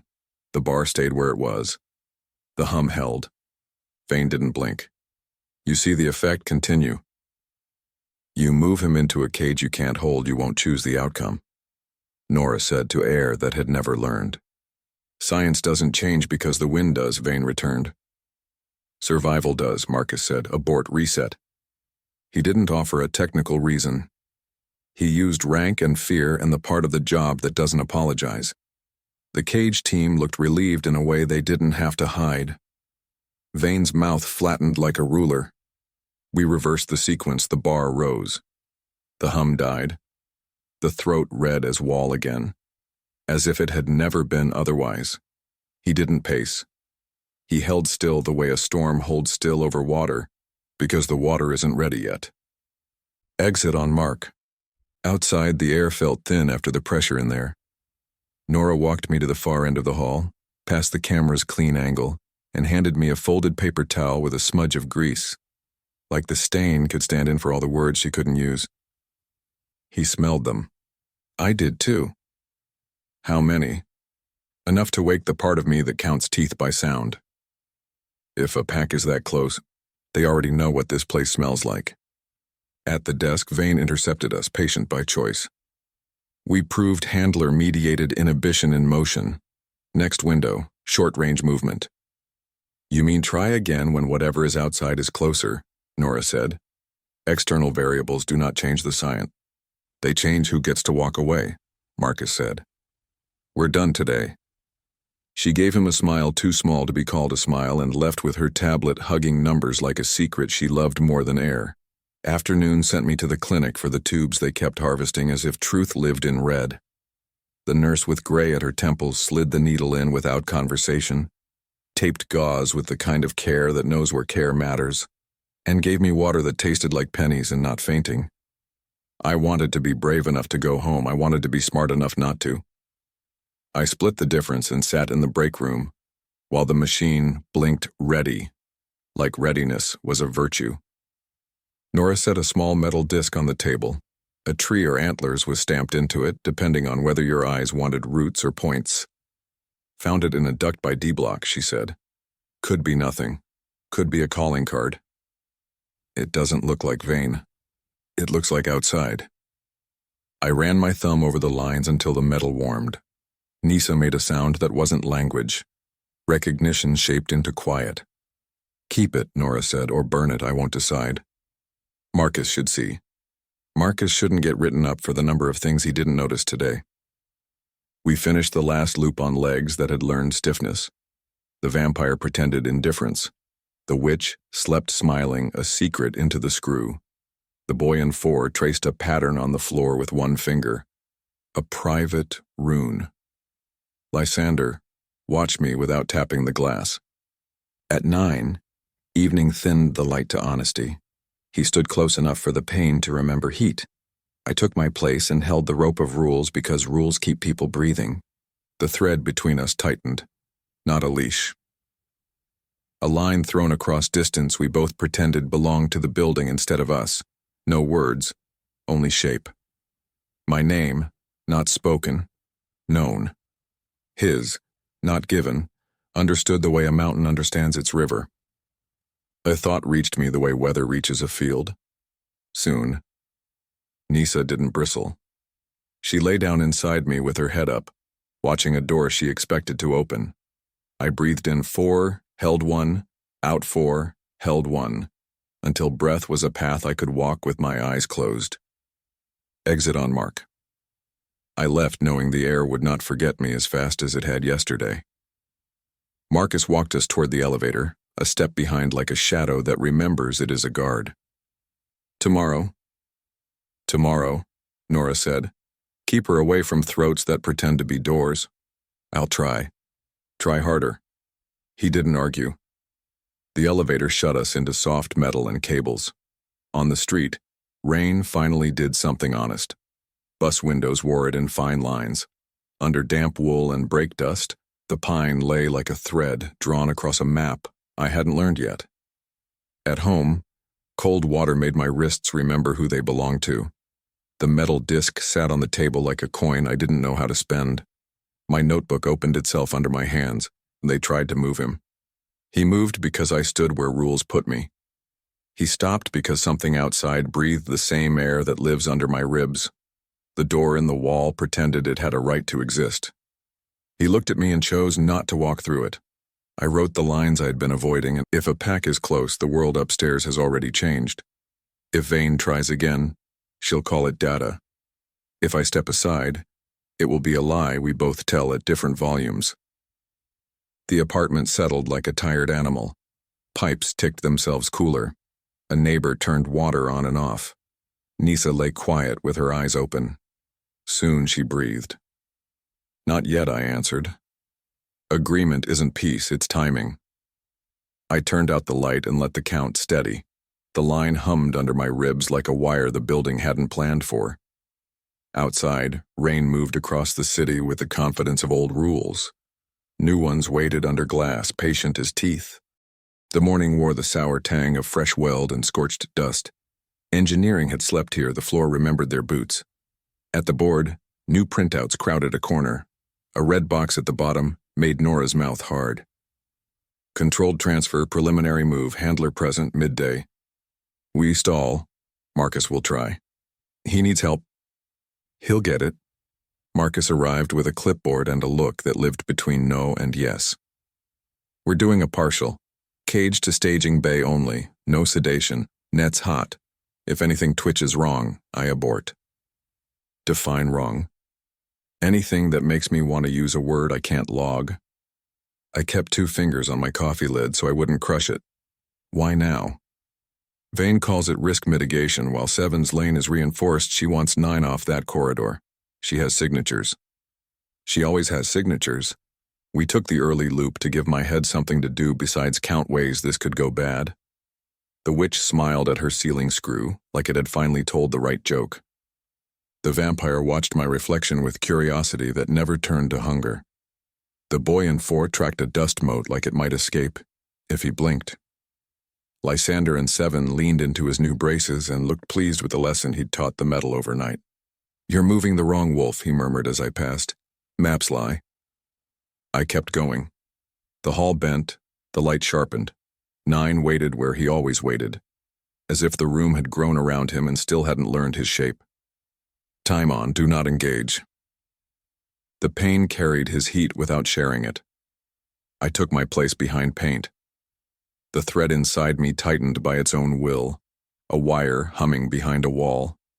He looked from my face to my hands and back. Breath in 4, hold 1, out 4, hold 1. The low sound at the bottom of his breath hovered, more intention than note. Nisa rose without bristling, awake the way a house wakes when pressure changes. Closer was not a command, only alignment. I kept my hands down. The want to match his palm at the glass didn't feel like disobedience anymore. It felt like honesty. I didn't feed it. Exit on mark. I backed out in inches. Nora pressed a water bottle into my palm and didn't move until the plastic sighed. If she drags this past staging, I trip a breaker. You'll get written up. I like paper, it burns. By mid-morning, the staging bay looked like a threat pretending it was logic. The transport cage squatted on a dolly. Steel ribs, non-conductive mesh. A door with 3 latches and a 4th you had to be cruel to use. Overhead, a track ran like a narrow metal river from 9's wallport to the bay. Nets sat fat on their spools. 2 engineers tested floor anchors with a gauge that clicked like a nervous jaw. Dr. Vane inspected the cage the way a sculptor inspects marble. No pharmacology. We need a clean profile. Handler within 4 meters. 10-minute cap. She wants a miracle without fingerprints, Nora breathed. Marcus checked his watch. We do this or we don't, decide. The decision had been made when they printed the forms. I stripped interference until my hands felt like tools. The anteroom hissed. The inner door drew its old line in the air. 90 seconds to move, Marcus said in my ear. I'm on the kill switch. The seal kissed shut. He turned toward me without hurry, and the room shrank to what mattered. The exterior port split along a seam I'd never seen open, revealing a narrow throat meant to swallow a body only if it was willing. 2 handlers in riot gear rolled the cage into place and raised the guide bar at shoulder height. Everything in me wanted to tell him the truth. That throat was a lie. That door never had a right to exist. Nisa pushed a warning against my ribs. Not words. A small snarl that promised bigger ones if I lied to myself. He didn't move. He watched me move. The transport team waited at the mouth with nets hot and hands patient. Marcus let 10 seconds pass into the mic and another 5. Not because he liked suspense, because he was listening to a frequency you only learn by surviving it. Time on. Maintain. Begin. The handlers lowered the bar. He could have taken it apart with his hands. He didn't. He stepped once, a shift so contained, the room had to redraw itself. His gaze never left my face. The thread between us thickened into something that could carry weight. 5 steps, Marcus said, softer than he'd been all day. Then freeze. 1 step. 2. The bar nudged down another inch. The ceiling track woke with a hum. The air shifted.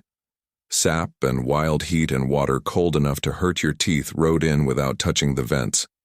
It didn't come from here. It came from memory. From outside. Every muscle in him tightened without moving.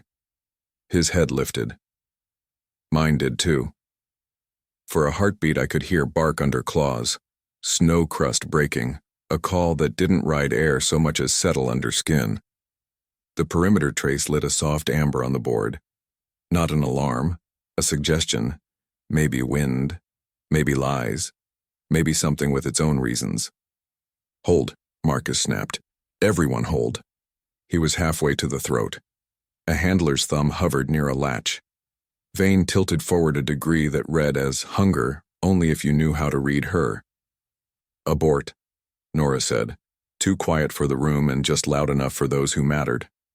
Proceed, Vane answered, surgical. 9 looked past me to a world I couldn't see and then back at me like math had just given the same answer twice. The sound under his breath thickened into a note my bones recognized as home, before my head could get in the way. Nisa surged, not command, claim, respond. I lifted my hand a fraction. Only that. Heat through glass met my palm without touching it. His jaw eased by a hair. The next step didn't happen. The bar stayed where it was. The hum held. Vane didn't blink. You see the effect? Continue. You move him into a cage you can't hold, you won't choose the outcome, Nora said to air that had never learned. Science doesn't change because the wind does, Vane returned. Survival does, Marcus said. Abort reset. He didn't offer a technical reason. He used rank and fear and the part of the job that doesn't apologize. The cage team looked relieved in a way they didn't have to hide. Vane's mouth flattened like a ruler. We reversed the sequence. The bar rose, the hum died. The throat red as wall again, as if it had never been otherwise. He didn't pace. He held still the way a storm holds still over water because the water isn't ready yet. Exit on mark. Outside, the air felt thin after the pressure in there.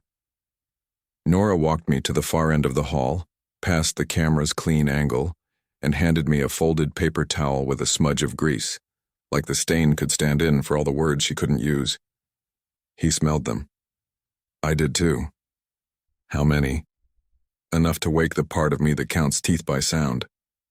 If a pack is that close, they already know what this place smells like. At the desk, Vane intercepted us, patient by choice. We proved handler-mediated inhibition in motion. Next window, short-range movement. You mean try again when whatever is outside is closer, Nora said. External variables do not change the science. They change who gets to walk away, Marcus said. We're done today. She gave him a smile too small to be called a smile and left with her tablet hugging numbers like a secret she loved more than air. Afternoon sent me to the clinic for the tubes they kept harvesting, as if truth lived in red. The nurse with gray at her temples slid the needle in without conversation, taped gauze with the kind of care that knows where care matters, and gave me water that tasted like pennies and not fainting. I wanted to be brave enough to go home. I wanted to be smart enough not to. I split the difference and sat in the break room while the machine blinked, ready, like readiness, was a virtue. Nora set a small metal disc on the table. A tree or antlers was stamped into it, depending on whether your eyes wanted roots or points. Found it in a duct by D block, she said. Could be nothing. Could be a calling card. It doesn't look like Vane. It looks like outside. I ran my thumb over the lines until the metal warmed. Nisa made a sound that wasn't language. Recognition shaped into quiet. Keep it, Nora said. Or burn it. I won't decide. Marcus should see. Marcus shouldn't get written up for the number of things he didn't notice today. We finished the last loop on legs that had learned stiffness. The vampire pretended indifference. The witch slept smiling a secret into the screw.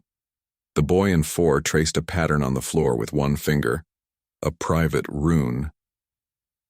Lzander watched me without tapping the glass.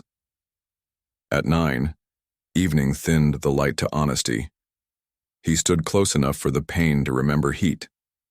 I took my place and held the rope of rules because rules keep people breathing. The thread between us tightened. Not a leash. A line thrown across distance we both pretended belonged to the building instead of us. No words, only shape. My name, not spoken, known. His, not given, Understood the way a mountain understands its river. A thought reached me the way weather reaches a field. Soon. Nisa didn't bristle. She lay down inside me with her head up, watching a door she expected to open. I breathed in 4, held 1, out 4, held 1, until breath was a path I could walk with my eyes closed. Exit on mark. I left knowing the air would not forget me as fast as it had yesterday. Marcus walked us toward the elevator, a step behind like a shadow that remembers it is a guard. Tomorrow. Tomorrow, Nora said. Keep her away from throats that pretend to be doors. I'll try. Try harder. He didn't argue. The elevator shut us into soft metal and cables. On the street, rain finally did something honest. Bus windows wore it in fine lines. Under damp wool and brake dust, the pine lay like a thread drawn across a map I hadn't learned yet. At home, cold water made my wrists remember who they belonged to. The metal disc sat on the table like a coin I didn't know how to spend. My notebook opened itself under my hands. They tried to move him. He moved because I stood where rules put me. He stopped because something outside breathed the same air that lives under my ribs. The door in the wall pretended it had a right to exist. He looked at me and chose not to walk through it. I wrote the lines I had been avoiding, and if a pack is close, the world upstairs has already changed. If Vane tries again, she'll call it data. If I step aside, it will be a lie we both tell at different volumes. The apartment settled like a tired animal. Pipes ticked themselves cooler. A neighbor turned water on and off. Nisa lay quiet with her eyes open. Soon, she breathed. Not yet, I answered. Agreement isn't peace, it's timing. I turned out the light and let the count steady. The line hummed under my ribs like a wire the building hadn't planned for. Outside, rain moved across the city with the confidence of old rules. New ones waited under glass, patient as teeth. 11. The day started with the smell of burnt flux and stale coffee. Engineering had left scuff marks along the east lane. Weld spatter glittered inside a floor drain like frost. A new strip of paper clipped across the schedule at the desk. Board review at noon. Contingent transfer authority pending. Nora kept her finger on the edge of the notice as if pressure might erase ink. Marcus came up behind us with a folder he didn't want. Extra eyes today, we keep it boring. Define boring. No alarms, no experiments, no surprises. Vane loves surprises. I locked her out of 3. We walked the first loop to give our nerves a place to go. The witch lay on her cot smiling up at the same ceiling screw, content as if it had finally told the right joke.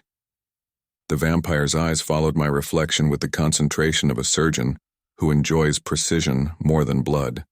The boy in 4 sat cross-legged, tracing the groove he'd carved with pacing, lips moving on numbers only he could hear. Lzander in 7 leaned into his new braces and didn't bother to hide satisfaction. When I drew level, he didn't tap the glass. Smell the tree line. I didn't slow. Close enough to count ribs. The bend sharpened the light. At 9, the pain offered my face, and then replaced it with him. He already angled toward the door, attention hooked to the rhythm of my footfall before the seal finished moving. Time on, do not engage. The thread inside me lay along my spine like a steady hand. Breath found the count it had learned. In 4, hold 1, out 4, hold 1. He didn't move, and the room still felt like approach.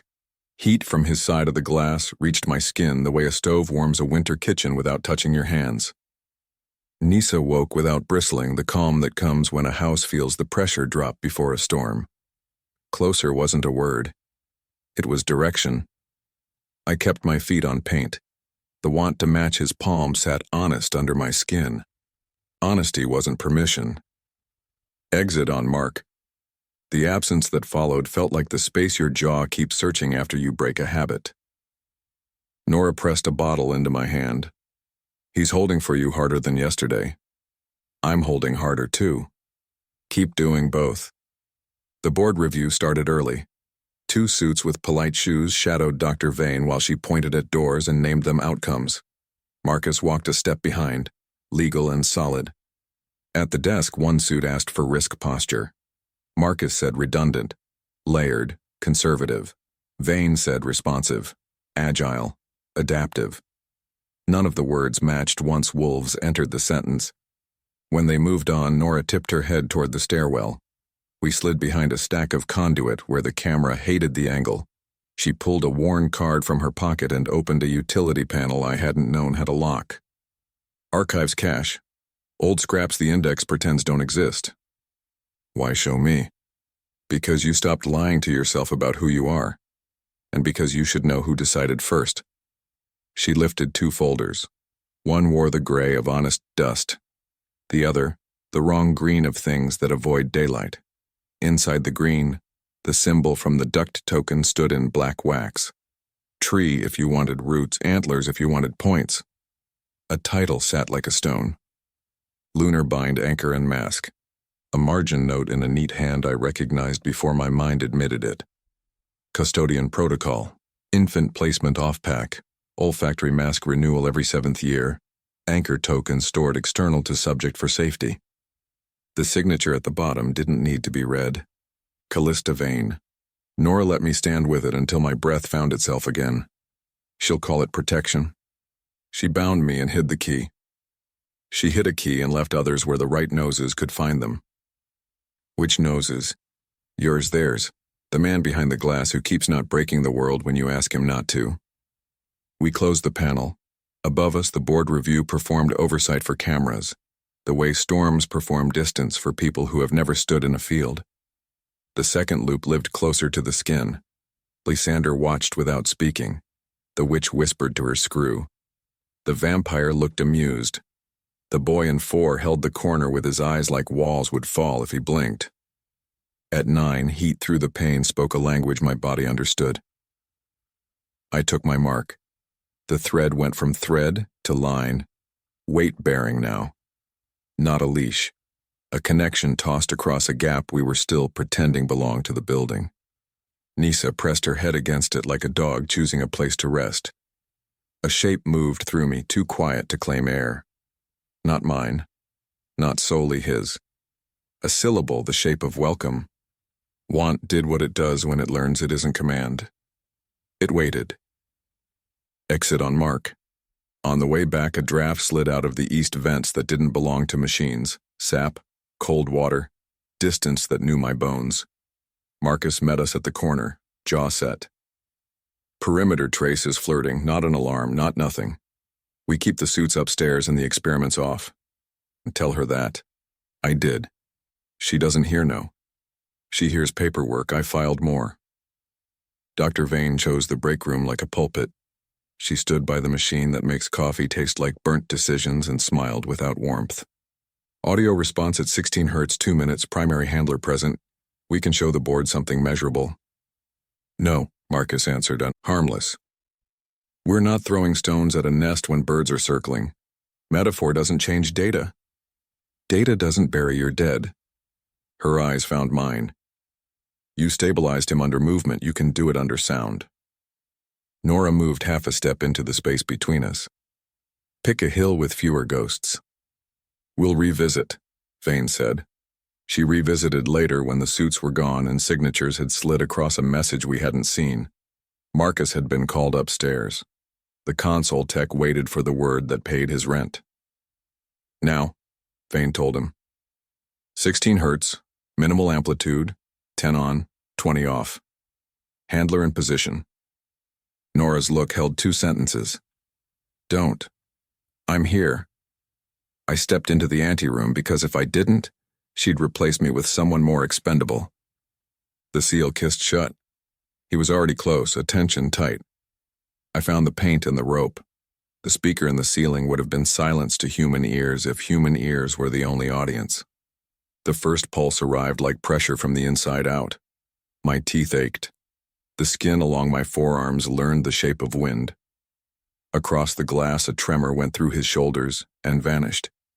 The low sound under his breath deepened a fraction, more adjustment than protest. Another pulse. The line tightened. Nisa rose fast, then held.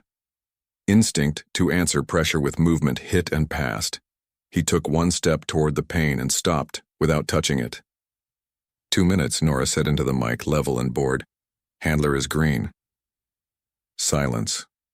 Another pulse, slightly stronger, the way a voice lifts when it thinks you're not listening. I raised my hand an inch, not contact, only enough to be seen. His mouth eased. The tremor left his shoulders. The line carried the load. The room tried to push into him and moved it into me. I held. Rope work. Exit on mark, Nora said. We left Vane alone with her graphs. In the corridor, I leaned against cool concrete and breathed until air turned back into air instead of math. You did the right thing, Nora murmured. I did the only thing she left. Same today. The rest of the shift hid inside small tasks that felt necessary. Engineering closed another seam with a weld that smelled like pennies. The console patched a false positive. The East Lane draft stayed at the edge. Upstairs, the board sent a neutral note none of us believed. Before sign-out, Marcus found us by the stairwell, looking like a man buying minutes with minutes. She got a conditional, he said. Short-range movement under my veto only. No sedation. 4-meter leash. Next window tomorrow. Veto it. I will, if the world stays polite. Plan for impolite. I am. He gave me a look without a word for it. Not pity, not apology. The look of someone who knows he can't stop a river and still builds a wall because people are sleeping on the other side. On the last loop, the vampire was a statue. The witch dozed with a smile like a secret she wouldn't mind telling later. The boy in 4 mouthed numbers without sound. Lzander stood easy inside his new steel and watched me pass like he was counting something I wouldn't get to ask about. At 9, dusk thinned the light to something honest. He stood close enough for the pain to remember heat. I took the paint and let the line go taut without fear it would choke.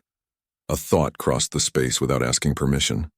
Soon, it landed without push, without pry. It waited. Nisa settled with her head up, ears pointed at a door only we could see. I let a breath slip low enough for Bones to hear. I know. If the word reached him, it didn't change his face. The change lived under my ribs, in the places where breath had moved differently since the first time glass felt like a mistake. Exit on mark. Marcus walked us to the elevator. Nora shot him a look that would have shoved a less steady man. Don't let her box him. I'll try like hell. The city had cooled by the time we climbed into it. Rain had wiped the air without leaving puddles. On the bus, the usual map of smells drew itself under noise. Hot rubber, old beer on concrete, someone's cinnamon gum. Under it ran the same thread of pine and cold water, almost polite. Close enough to be real. Far enough not to be a siren. At home, cold water made my wrists remember who they belonged to. The metal disc from the duct sat where I'd left it, neither root nor antler until you decide what you want. I set it in my palm and waited. Nisa hummed recognition that wasn't comfort and wasn't warning. The sound a body makes when it understands a tool. I opened the notebook and wrote without bargaining. She bound me to make me safe or to make me useful. Both can be true. The key sits in metal and scent, and in a man behind glass who will walk when I do. The pack is close enough to lift heads. Vane is close enough to turn decision into mandate. Marcus is a wall that holds until it doesn't. Nora is a hand that doesn't shake when mine does. I wrote the line I kept dodging. If soon isn't mine to schedule, my job is to keep people breathing until soon chooses us.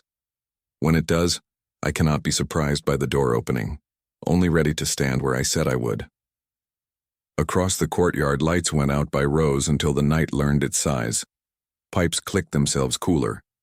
Someone upstairs dropped a spoon and laughed. I set the disc on the windowsill where the plant has learned to find morning. Metal took the room's dim and fed it back. Nisa lay quiet with her eyes open. The line under my ribs hummed like wire in a wall the architect didn't plan for. I counted breath until counting wasn't necessary. When sleep found me, it carried pine and snow and water under ice, and none of it belonged to the city, and all of it did. In the gray before dawn, the thought returned, lighter than air and heavier than my name. Soon. I didn't answer with words. I let my heart go even, not because it didn't know what was coming, but because it finally did. 12. The facility woke sharp and tired, the air tasting of weld smoke and old coffee. Engineering tape still clung to the east lane, bright as a warning someone forgot to peel away. At the board, a new strip sat under the schedule like a dare. Contingent transfer window noon. Handler medical review prior to movement. Nora's fingertip pressed the edge until the paper bent. Marcus walked up with a folder like it had weight.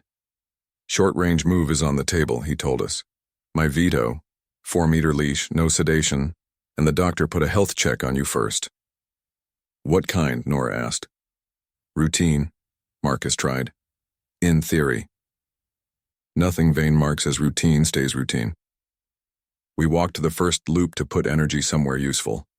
The witch lay smiling at her favorite ceiling screw. The vampire tracked my reflection, and then let it go. The boy in 4 traced a circle on the floor with one finger, slow and patient, making a groove only he could see.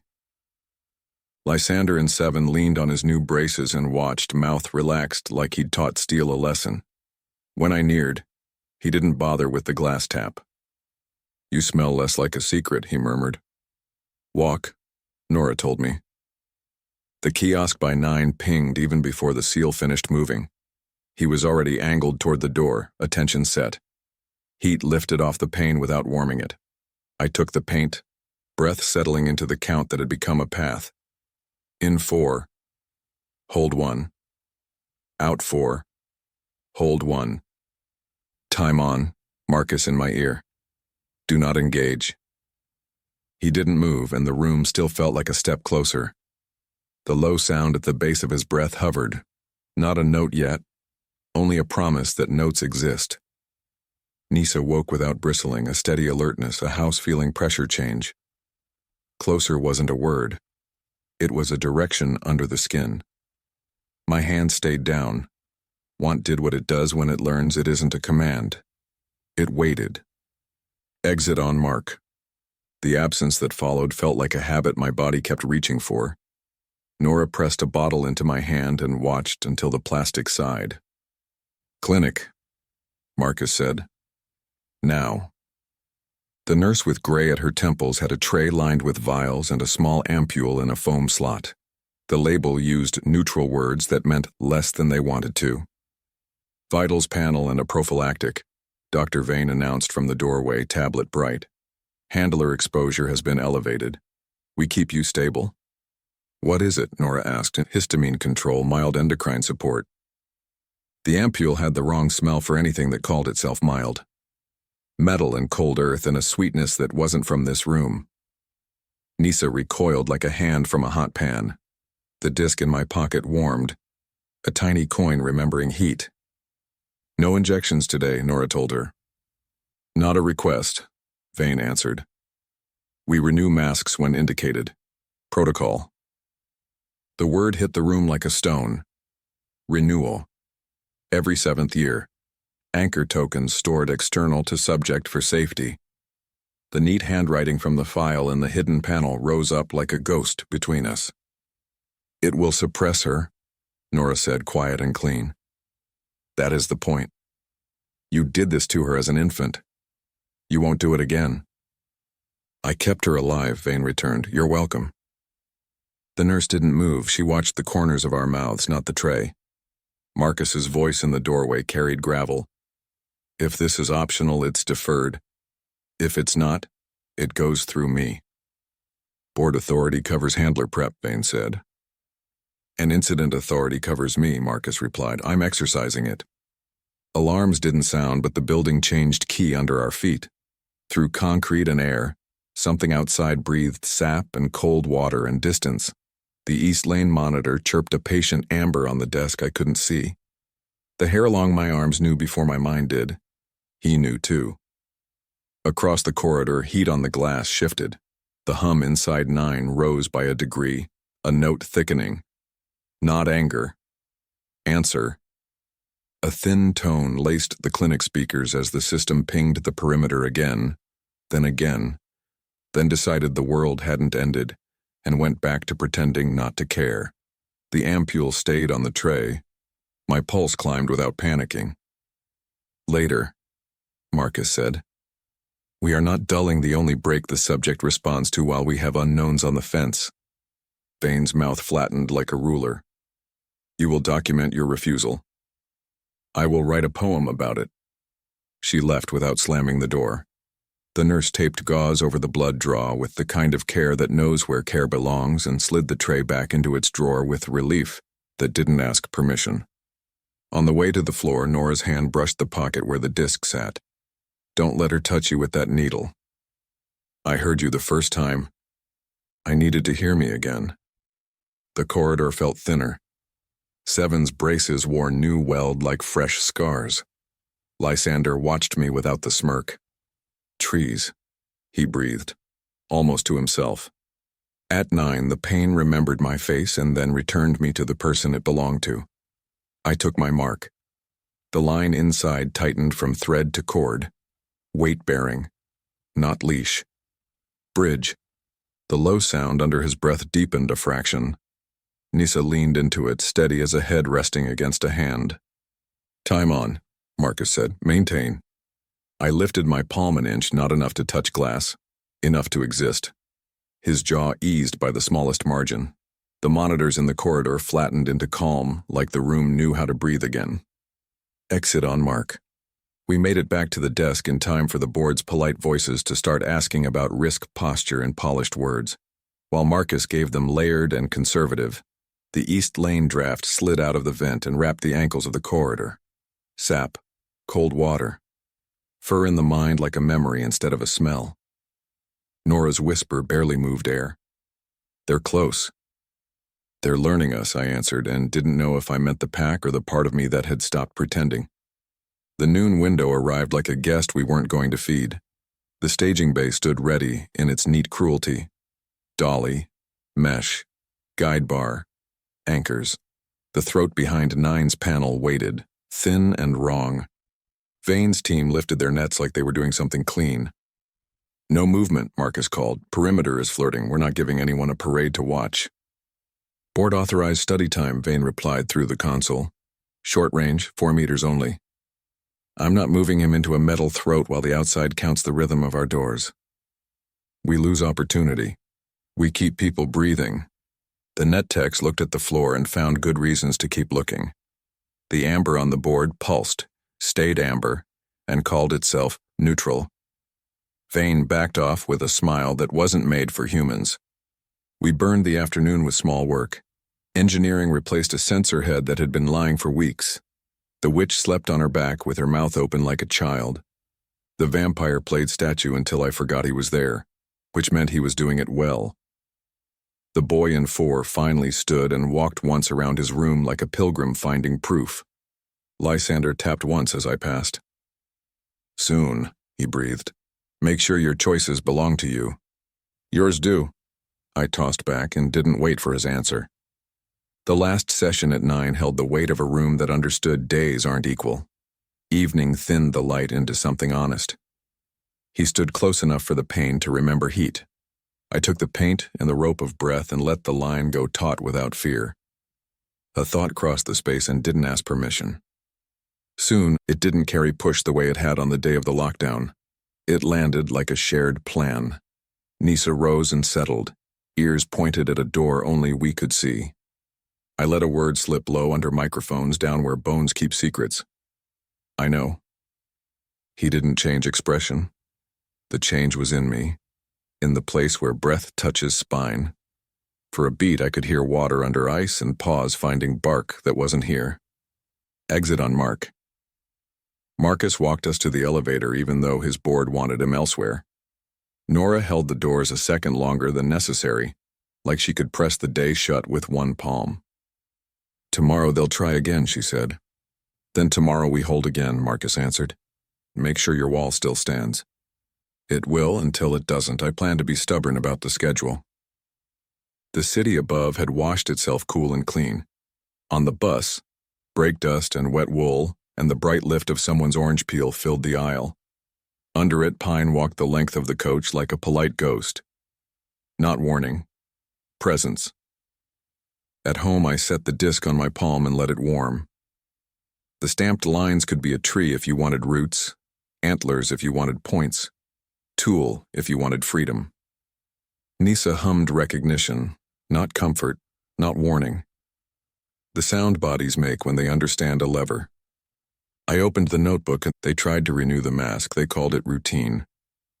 The part of me that still wants to be fair keeps trying to grant them mercy for choosing survival the only way they understand. The part that is a wolf understands tools and cages, and the lies doors tell when they pretend to be walls. I wrote the line I'd been avoiding, and I won't let her put the bind back on me. The room settled around the words, pipes clicked. A neighbor sang 2 bars and stopped. Rain started, light and brief, as if the sky wanted to practice. I turned off the lamp and lay with the count. In 4. Hold 1. Out. 4. Hold 1. Under the steady measure, the line hummed at my ribs like wire the architect forgot to plan for. In the gray before sleep, the thought returned, lighter than breath, heavier than a promise. Soon. I didn't answer with words. I let my heart learn the new rhythm and didn't fight it. If tomorrow they tried to move him, I would be there. If outside pressed closer, I would know by the way air changed between one inhale and the next. And if anyone reached for a needle, they would have to come through more than rules to use it. The morning tasted like weld smoke and a promise no one wanted to keep. Engineering tape still marked the east lane, bright as a bruise. A new strip waited under the schedule where paper makes lies look tidy. Short-range transfer window noon. Handler cleared before movement. Nora pressed the edge until the corner bent. Marcus came up with a folder, and the look of a man buying minutes with minutes. We keep it contained, he said. 4 meters, my veto, no drugs. She'll try anyway. I know. We walked the first loop to give nerves a job. The witch lay smiling up at her screw like it had finally told the right joke. The vampire followed my reflection and let it go, a surgeon choosing not to cut. The boy in 4 traced circles on the floor, making a groove no one else could see. Lzander and 7 stood easy inside new steel. When I drew level, he didn't tap the glass. You smell like you've decided, he murmured. Walk, Nora warned. And we did. At 9, the pain gave me my face and then traded it for his. He was already angled toward the door, attention set. Heat from his side of the glass reached skin the way a stove warms a winter kitchen, close, but not touching. I took the paint. Breath found the path it knew. In 4. Hold 1. Out 4. Hold 1. Time on. Do not engage. Marcus in my ear. He didn't move and the room still felt like a step closer. The low sound under his breath waited. Not yet a note. The promise that notes exist. Nisa woke without bristling, the calm of a house that feels pressure drop before rain. Closer wasn't a word. It was a direction under the ribs. Exit on mark. The absence felt like a habit my body kept reaching for. Outside, Nora slid a foil pack into my palm. A small blade lived inside, meant for wire, not skin. If the disc needs blood, don't do it alone, she said, and you're sure that's what it is? I'm sure it's a key. Keys go with locks. The clinic smelled like alcohol and the patience of women who have seen too much and kept working anyway. The nurse with gray at her temples lined up vials. Dr. Vane arrived with an ampule in foam and a smile that never touched the part of the face where truth lives. Support dose, she said, histamine control, handler stability. What's in it? Nora asked. Mask renewal, mild endocrine tone. The word softened nothing. Renewal sat between us like a stone. Every 7th year. Anchor external. Infant placement off-pack. The neat hand from the hidden file rose like a ghost. No injection, Nora said. Not optional, Vane said. Protocol. Marcus filled the doorway. It's optional today. Authority covers handler prep. Incident authority covers me. The tray did not move. The air changed key under our feet. Through concrete and wire, the east lane breathed sap and cold water and distance. A soft amber lit on some console we could not see. The hair along my arm stood up. He felt it too. Across the corridor, heat on the pane shifted, a note thickening. Not anger. Answer. The nurse taped gauze over my jaw with careful hands and slid the ampule back into its bed, as if returning a weapon to a shelf it did not deserve. On the floor, Seven's braces wore fresh weld like new scar. Lzander watched me without smirk. Tree line, he whispered almost to himself, counting us back. At 9, the pain remembered my face and gave me to him again. I took the paint. The thread inside went from thread to cord, weight-bearing, not leash, bridge. He tilted his head by degrees, as if listening to a sound miles away. Nisa leaned into the line and held. Time on, Marcus said. Maintain. I lifted my palm a fraction. Not enough to touch. Enough to exist. His jaw eased by a hair. The room learned how to breathe. Exit on mark. The staging bay waited like a polite trap. Dolly, mesh, guide bar, anchors. The narrow throat behind 9's wall sat thin and wrong, pretending to be a hallway. Nets lay fat on their spools. The team stood ready the way people stand at the edge of a picture and hope not to be in it. Perimeter is quiet, Vane said through the console. Proceed. Perimeter is not nothing, Marcus returned. We hold. She wrote it around him with a bright tone meant for the board. Short-range trial. Handler present. Beginning. Nora's voice found my ear. If they try to pull him, make it impossible. I stripped interference down to the skin, stepped into the anteroom, and let the seal kiss shut. He was already close. The guide bar lifted. The transport crew moved like they wished they were somewhere else. The first step he took was a truth I felt in bone. He could have broken everything. He chose to measure. He watched my face the way tides watch the moon. The ceiling track woke with a hum. The air shifted. Pine slid through metal like music under a door. Hold, Marcus snapped. All units hold. A soft amber, then another. Not alarm, not lie. A decision waiting for proof. Proceed, Vane countered. He looked past me. Far past, then back. The sound under his breath unfurled into something my body recognized before my head could name it. Nissa surged so fast it hurt. Anchor, she said, clear for the first time, and I slid the blade across my thumb. A bead rose. The disc in my pocket burned like a small sun. I pressed blood to metal. The heat met heat. A pulse went through me that wasn't pain so much as a door deciding which way its hinges wanted to live. The world sharpened. Smells separated and layered. The hum of the track grew teeth and then lost them. A chorus I couldn't hear yet moved at the edge of hearing. Wolves speaking without air. Not to me. Around me. Nisa's breath steadied. The rope inside tightened and did not choke. His mouth shaped a syllable without sound. It landed like a name, and I knew it was a name because something in me stood up to meet it. Ronan. The answer left me below microphones lower than the throat can choose. Selene. No flinch. No startle. Recognition changed nothing on his face and everything under my ribs. Abort, Marcus ordered. Reset now. Vane's voice tried to cut him. We are within parameters. You're a step from none, he said, and the steel in him reminded everyone which tone had saved more lives than graphs ever would. We reversed. The bar rose. The hum died. The throat read as wall again because walls are honest even when doors pretend. Ronan did not pace.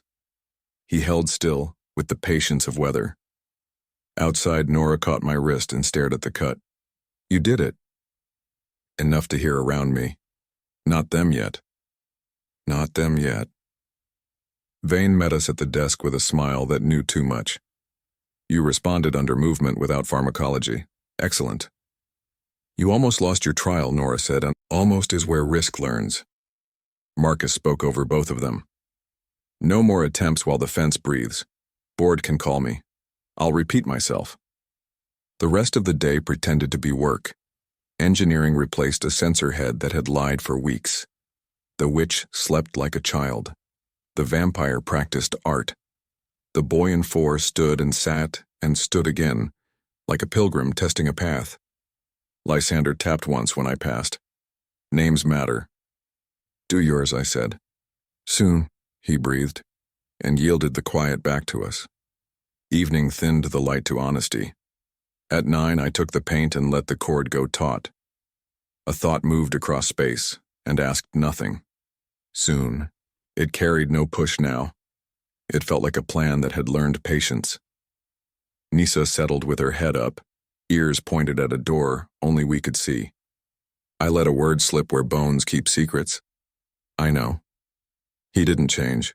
The change lived in the way air moved under my sternum. Exit on Mark. Marcus walked us to the elevator. Nora held the door a breath longer than needed, as if her hand could press the day shut. They'll try the needle again, she said. I won't let them. I'll stand between. You already did. Then I'll do it louder. The city had washed itself cool. On the bus, the aisle held wet wool and hot rubber, and someone's orange peel. Under it walked pine and cold water, polite as a ghost. Not warning. Presence. At home, I rinsed blood from my thumb and held the disc in my palm until the metal learned me. The stamp could be a tree if you wanted roots, antlers if you wanted points, tool if you wanted freedom. Nisa hummed something that wasn't comfort and wasn't alarm. The sound bodies make when they understand a lever. I opened the notebook. They tried to move him. Outside moved instead. I pressed blood to the key and a door inside me remembered it was a door. I heard the shape of a chorus. Not mine yet. Around me. He gave me a name. I gave him mine. I wrote the part that made the night honest. If she reaches for the mask, I will refuse. If they reach for the cage, I will be the reason it fails. If the pack comes to the fence, I will know before the console does. The building across the courtyard turned off its lights by rows. Pipes ticked themselves cooler. A neighbor sang 2 bars and laughed. I lay on the couch and counted breath. In 4. Hold 1. Out 4. Hold 1. Under it, the cord hummed like wire the architect forgot to plan for. In the gray before sleep, the chorus moved closer. Not words. A braid of presence. Ronan, at the center, wait like a vow. Nisa listened, and did not push.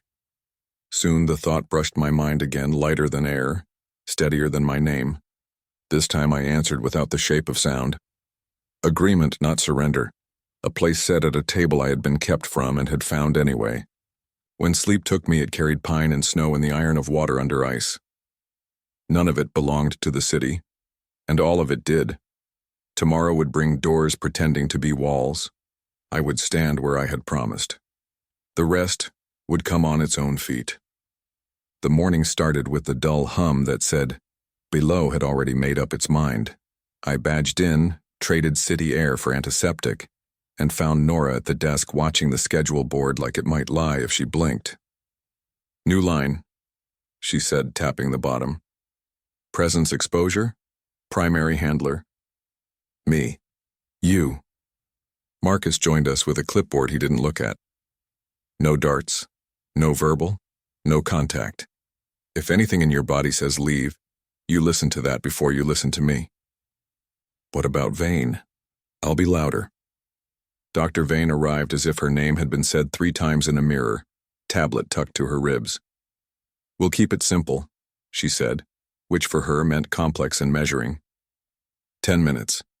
You remain behind the yellow line. We observe. Nora passed me a bottle of scentless soap and a hair tie. Let's make you boring. We walked the first loop because routine gives breath something to do. The scanner chirped green along seams. The witch in iron cuffs smiled up at a ceiling screw like it had told her a joke. The vampire's eyes slid open as my reflection crossed his glass, sharp as coins. The boy in 4 slept with one hand curled, fingers twitching like he was running in a dream. Lzander leaned in 7, Scar catching the light. When I passed, he tapped the pane once, sound small and confident. "You smell like weather." "Move," Nora said. And I did. At 9, the hall tightened as if funneled. The inner door sighed. He was already turned toward it. The first thing that hit me was heat through glass, not warmth on skin, just the idea of it. Gold pinned me the way a compass pins north. "Time on." Marcus breathed in my ear. "Do not engage." I stood behind paint, hands loose at my sides. He didn't pace, didn't throw himself at the pain. He watched. The low sound at the bottom of his breath hovered, almost a promise, not yet a note. The air changed on my second inhale. My heartbeat slowed as if some invisible hand had found a dial. My body believed something I hadn't agreed to tell it. The brush inside my head was so soft I almost missed it. Not words, a direction, closer, no pressure, an alignment. Nisa, my wolf, stirred like a sleeper turning toward a window. Not awake, not gone. I kept my feet on paint. 2 minutes, Marcus said. "You're steady. Hold." He stepped once, not enough to trip a sensor, just enough for heat to become suggestion. His mouth shaped something without sound. I didn't need volume to know the shape of it. The ache that rose under my sternum wasn't fear. "Exit on my mark," Marcus said, "now." I backed away in inches. He didn't follow. He just let my departure exist. When the seal slid, I realized I'd been counting my breath. 4 in, hold. 4 out, hold.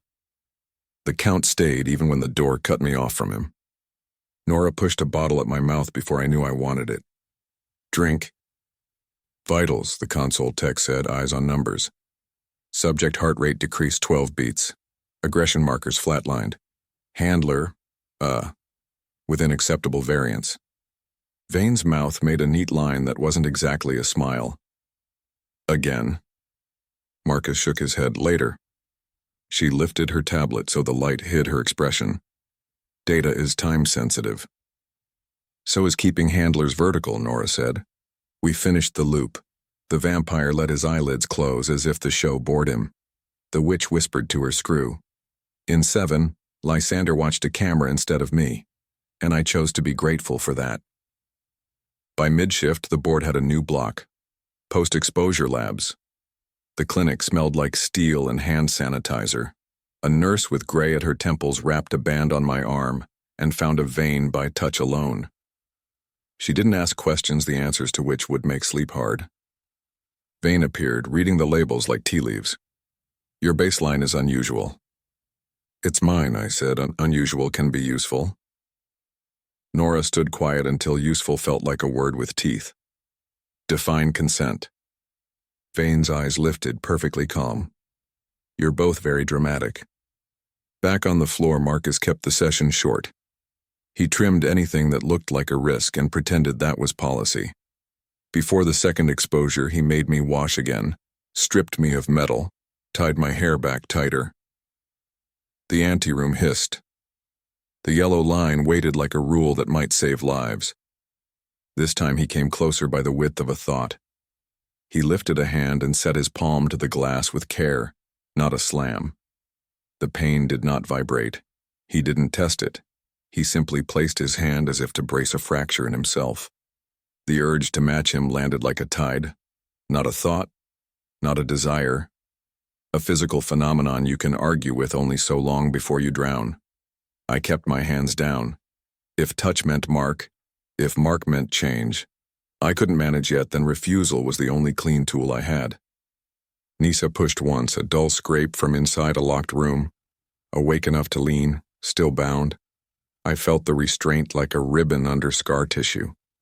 He studied my face, then my hands at my sides, then my face again. Understanding, not victory, touched the line of his mouth. The low sound in his chest steadied. "Exit," Marcus said. Slow and even. I stepped back. He let me go. The pressure under my ribs didn't leave with the room. It sat there, patient as a tide chart. We regrouped at the desk. Vane's graph crawled. "Immediate effect with handler proximity is replicable," she said. "We will test variables." No, Marcus said. Odor panel. Audio panel. Light sensitivity. No. We're collecting a profile. You're collecting circumstances he can use to decide when to stop playing nice. She turned to me like I might be a lever. Your presence reduces his aggression. That's rare. You want this to work. I want everyone to go home. Then help me keep them alive. Nora stepped between us by half a step. We'll help when you learn the difference between alive and compliant. Vane's smile got smaller. Post-exposure again, she told the nurse. It was easier the second time. The needle in, the vials filling like time, the gauze taped with practical hands. When I left the clinic, the building's hum had shifted up half a note. Somewhere, a relay found its cadence. Somewhere else, something listened. In the observation hallway, Lzander tapped his glass once as I passed. The sound carried the way a bell does when you're alone with it.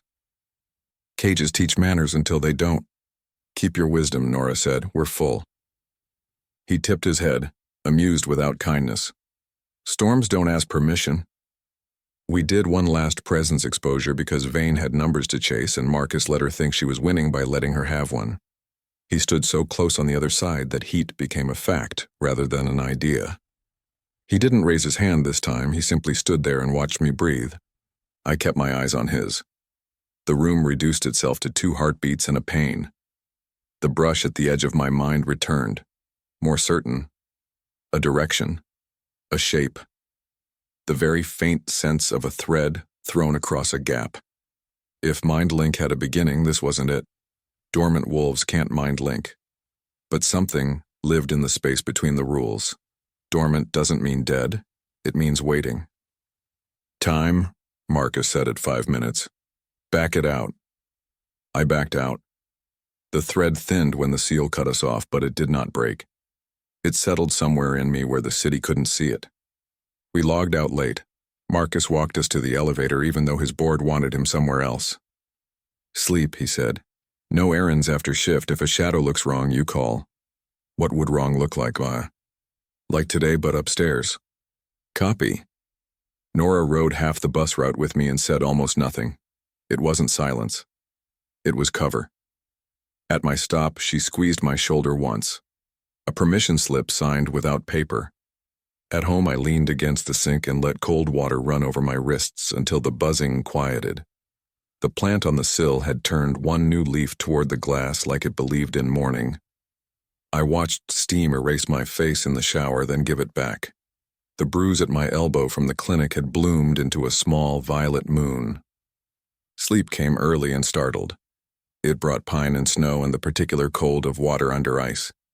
It brought the sense of pause on bark, weight disciplined, and easy.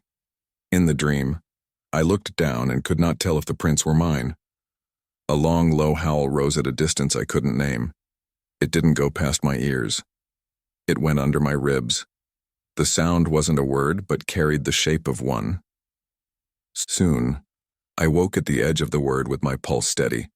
The city breathed around me. Traffic light hum, a neighbor's radio 2 floors down, a pipe tapping its own patience. I went to the window and pressed my palm to the glass. The pain was cool. My skin did not expect heat and still missed it. The next day's schedule posted at midnight and the notification buzzed my phone across the table. When I checked it, the board had added 3 blocks under my name. Exposure. Labs. Exposure. A note linked to a protocol with neat headings. Handler-mediated suppression study. I stared at the words until they stopped meaning anything. Then I opened my notebook and made them mean only what I chose. Presence exposure. Immediate decrease in aggression markers, no darts. Hand on glass calm, but dangerous to reciprocate. Urge to match equal sign, honest, not obedient. Do not touch. Keep the line. Nisa moved under my thoughts like a fish reconciling itself to the river that holds it. I wrote one more line and let it stand without argument. Tomorrow I will keep the rules because they keep people alive. If they ask for more, I will decide which rules belong to me. When I turned off the light, the dark settled without menace.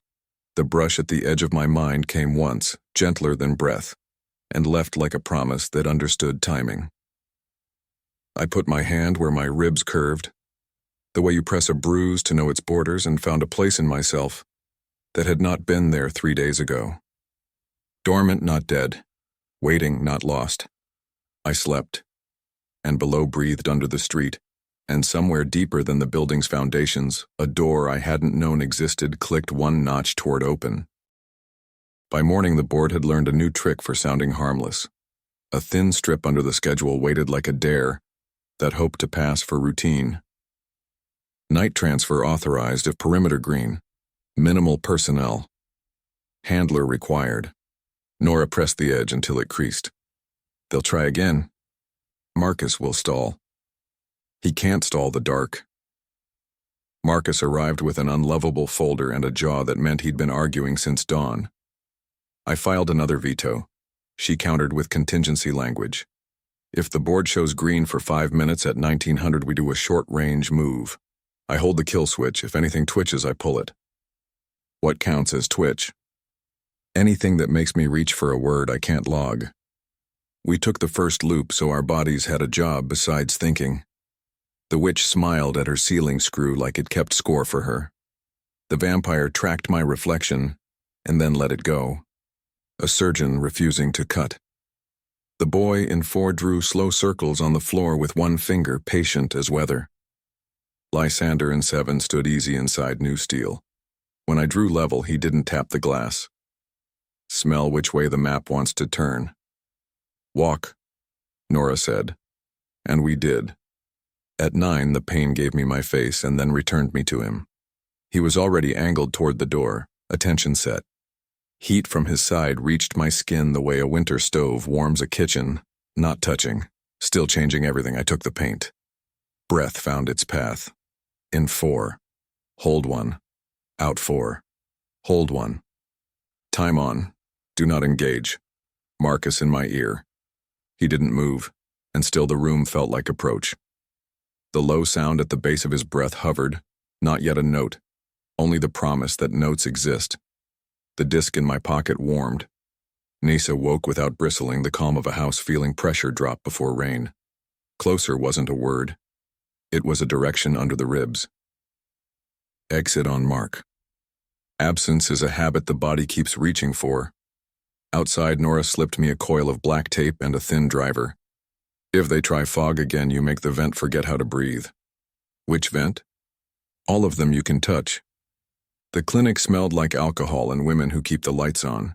The nurse with gray at her temples lined vials without fuss. Dr. Vane arrived with an ampoule asleep in foam and a smile that never reached the part of the face where truth lives. Support dose, she said, handler stability. What's in it? Mask renewal. Gentle endocrine tone. Renewal turned the room cold. Every 7th year. Anchor external. Infant off-pack. The neat hand from the hidden file stood between us like a blade. No injection, Nora said. Not optional. Vane answered. Protocol. Marcus filled the doorway, voice steady as a wall. It's optional today. Authority covers handler prep. Incident authority covers me. The tray did not move. Under our feet, the building changed key. Somewhere, an amber light winked. The East Lane draft slid under the door, sap and cold water, and a distance my bones knew. Across the corridor, heat on 9's glass shifted a degree. Not anger. Answer. The nurse taped gauze like a promise and put the ampoule away without asking permission to be decent. Second loop. The vampire became sculpture. The witch whispered to iron. The boy in 4 practiced standing and sitting like a prayer. Lzander watched with the patience of someone who knows a horse will come if he doesn't reach. At 9, the line inside tightened from thread to cord. Weight-bearing now, not leash. Bridge. I lifted my palm an inch. Not enough to touch. Enough to exist. His jaw eased by a hair. The room learned how to breathe. Exit on mark. We ducked into the observation booth under the fiction of inventory. The diffuser grid had been handled recently. I popped it, found a thin offshoot of tubing, a little valve that wasn't on any schematic. The driver clicked. The valve shut. Tape wrote a new story. Again in staging, Nora said. If they can't fog you, they'll try me. Don't be where she expects. I won't be where anyone expects. Evening slid down the corridor like patient weather. The staging bay waited clean and cruel. Dolly, mesh, guide bar, anchors. The narrow throat behind Nine's wall pretended to be a hallway. Nets sat fat on their spools. Promises we'd seen fail. Marcus caught us at the corner. They set 1900. If the board stays green for 5, they'll push. I call the pace. If anything twitches, process dies before people do. At 1858, Amber held. At 59, it flicked green like a child trying on adult clothes. At 19, it kept pretending. Proceed, Vane told the console, calm as water. Short range, Marcus returned. My call, Net's hot handler in place.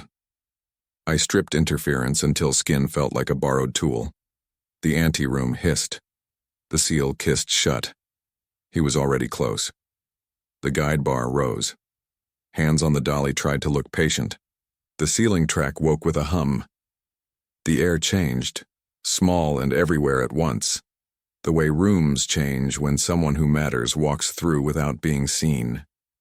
Pine slipped through metal like a name under a door. Hold, Marcus snapped. All units hold. The board stayed green because it had decided to. I didn't need it. Sap and cold water threaded the corridor. Far off, a chorus moved at the edge of hearing. Wolves talking without air. Not to me. Around me. Nisa lifted. Not bristle. Readiness. He took the first step like a truth, not a threat. He could have broken everything. He chose to measure.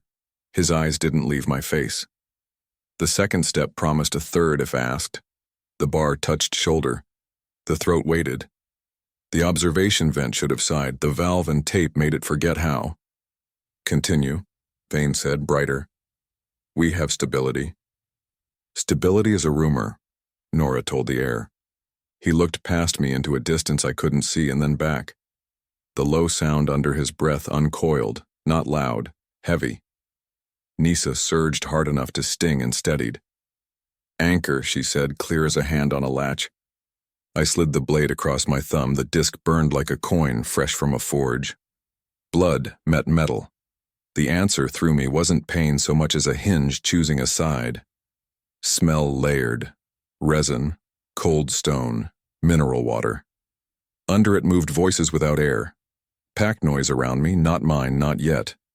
The line tightened and did not choke. His mouth shaped a small syllable. It landed like a name and stood. Ronan. A word rose from a place lower than microphones live. Here. The monitors flattened. The bar paused. Undecided. Marcus took the opening like it belonged to him. Abort reset now. We are within parameters, Vane said, and you're a breath from none. The bar rose. The hum died. The throat remembered it was wall. He didn't pace. He stood with the patience of weather, and then the building changed its mind. Wrong metal. A deep, hurtful shiver. Lights blinked and steadied, but the air didn't. A gate started down at the end of the east lane with slow authority that didn't care what lay under it.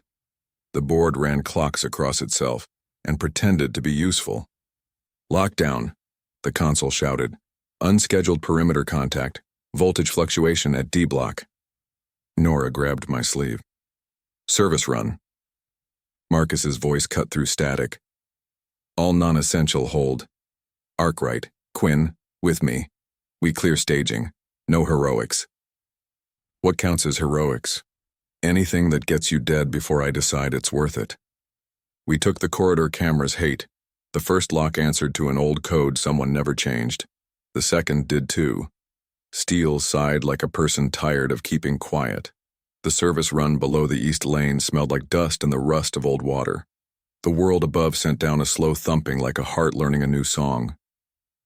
Go, Marcus said. If it's a drill, take a lap and come back. If it isn't, keep moving. I'll stall. I'll lie. I'll write poetry about why you were on a maintenance check. You'll lose your job. I'd like people to do it for. He pressed a flat black badge into my palm unmarked. Doors like this, and one more nobody told her about. Why help? Because the math changed and because in the hall he told you down and you listened. Nora dropped first, I followed. The lights were mean and far apart. Pipes talked to themselves. A grate above us flashed boots and a shout about relays that didn't want to behave. Left brushed my mind, small and certain, not a word. A map. Nisa lifted her head and watched that direction like she'd always known it. We took left at the bend. A hatch weighted with flaking paint and stubbornness. The badge kissed the plate, and the latch chose us. Beyond, a ladder rose through an old shaft that used to mean one thing, and now meant door. We climbed into the staging bay maintenance room, a cramped space that swallowed sound. Through a cracked gasket, I could see the dolly, anchors, the seam of wall that had pretended to be a throat. Vane gestured calm at a tech whose hands shook. I couldn't see Ronan. I didn't need to. Heat through the inner pane said enough. Vent, Nora whispered. We killed a second valve and taped another stem. The room exhaled like a lung deciding to wait. Someone had chalked an emergency route years ago and no one bothered to scrub it. The line ran under the wall to a bay access not supposed to open from this side. The badge plate blinked. I set card to metal. Red. I set the disc to the plate, because the body reaches for the tool that made sense once. The light didn't change. My breath did. Marcus can open it if he lives long enough, Nora said. He'll live. Faith looks good on you. Through the gasket, I watched decisions flicker. Nets flexed, the bar lifted. The throat became wall again as the system stuttered. He filled the room without moving. The chorus braided closer. Pressure you feel in your molars when storms lean on glass. Right brushed my mind low as water under ice. I pointed. Nora nodded. A hidden seam accepted the badge, thought about it, and gave us a corridor nobody on today's map believed in. Now or never. Now. We stepped into the narrow spine behind the bay, the kind of passage you don't build if you trust your cages forever. It led to a panel a meter from the inside edge of Nine's world. One more badge. One more breath. The panel hissed, a gap the size of a decision opened. Heat hit like a story I already knew. Amber eyes found me and held steady. Down arrived in me, not command. Direction. Nora dropped to a knee and slid a net gun from a cradle under the panel, then set it on the floor with the safety off for some future we did not want. She handed me the coil knife with the look people use when they pass a baton they expect to see cross a line. I didn't touch the glass. I set my palm on the seam where Wall had pretended to be door and let him read every truth I owned, fear included. The line between us went taut enough to sing. He stepped once, not at me, toward the opening, a body remembering size. Alarms ricocheted. Sirens tried to choreograph money. Vane shouted for nets. Marcus told someone to breathe or he would come show them how. The gate in the east lane started dropping with patient malice. Left brushed my mind again, a finger drawing on dust. We followed left onto a service catwalk above the bay, shadow over brightness, the path for people who plan for failure. Below, two handlers dragged a coil toward the wrong door. A dart gun coughed and painted the ceiling. Vane screamed a word that didn't sound like science. At the far end, the catwalk spit us into a maintenance shaft. The ladder didn't want to be brave. It learned. I climbed with fear, and the decision not to obey it. Heat took position under me like a second spine. Nora came last, breath even, eyes doing survival math. We dropped into the service run under the east lane. Dust, old water, future. Behind us, something heavy met something stubborn. Ahead, the dark moved like an animal remembering its shape. Soon brushed my mind steady as a drum. Here, I answered. Below microphones, below words. We ran. The badge found the last door nobody told her about. It opened not because we deserved it, but because enough wrong keys had learned the right song. Cold air hit that didn't belong to below, air that remembered trees even in a city. Somewhere above, boots lost rhythm. Somewhere else, wolves accepted it. If we get separated, Nora said, and we won't. If we do, follow the water. We pushed into a culvert that had forgotten it was only for rain. The world narrowed to concrete and breath and the sound of futures choosing people. Behind us, a voice I didn't hear with ears called the pack with the shape of thought that made Nyssa lift her head and hold it high. We were not out, we were only moving toward it. For one more minute, rules still mattered. After that, other rules would. Left brushed my mind one more time, patient as old trees in snow. I turned left. The air changed. The city waited above like a secret, finally ready to tell itself. Water ran in a thin mirror along the culvert floor, catching scraps of light from somewhere we hadn't reached yet. The concrete walls narrowed, then breathed wider, then narrowed again. The building's pulse still riding the pipes over our heads. Behind us, alarms tried on different keys and couldn't decide which one meant control. Ahead, the air tasted colder, cleaner, threaded with resin and the mineral tang of stone washed winter clear. Left brushed across my mind, patient as a finger drawing on dust. Nora took the lead where the tunnel forked, boots quiet, breath even. Ronan moved a body length behind me, heat at my back like a second spine. We had become a shape, guide, bridge, storm. The first grate rose shoulder high, bolted where patience goes to die. Nora kneeled, slid the slim driver into a rusted head and leaned. Metal complained. The disc in my pocket warmed until my palm itched to touch it. Nyssa reached toward that heat as if it were a hearth. 2 bolts, Nora breathed, barely sound more habit than speech. The second head stripped. Ronan's hand filled the space beside mine, fingers hooking the bar with a care that didn't match the strength under them. He lifted, not a wrench but a persuasion, metal deciding to be softer than it had, quiet enough that the tunnel didn't learn our names. We slipped through. The air changed a degree toward trees. Above, something heavy met something stubborn. A voice I knew without wanting to did its best to make control sound like science. The reply that reached us wasn't a voice, it was a long, braided pressure against bone, distant as weather, near as breath. Pack, not in words, but in the way wind through pines is not a sentence, and still tells you everything. Down, arrived inside me, direction rather than command. We took the knee-high drop into a darker run that curved under the east lane. Water licked our boots and kept moving. The badge Marcus had pressed into my hand kissed a plate hiding in grime and made a latch change its mind. We stepped into a service spine with ladder rungs hammered into concrete. The first rung failed to believe. The second learned better. I climbed with fear and the decision not to obey it. Ronan kept to my shadow, not touching, filling every empty space with a steadiness that had nothing to do with walls. The shaft opened into a cramped maintenance room stitched into the staging bay's bones. Through a cracked gasket, I saw the dolly, the anchors, the seam of wall that had pretended to be a throat. Nets trembled on spools. A tech's hands shook. Vane gestured calm the way a knife gestures mercy. I couldn't see Ronan in the room proper because he was with us, heat humming against my back. The pane nearby radiated like a stove left on low. Nora pointed to the observation vent. Tape and valve already made one branch forget how to breathe. A second skinny line snuck off the main. She shut it with 2 quick turns and gave it the same black gag. The room sighed. Root, she mouthed, scanning the floor where someone long ago had chalked an emergency path and never scrubbed it.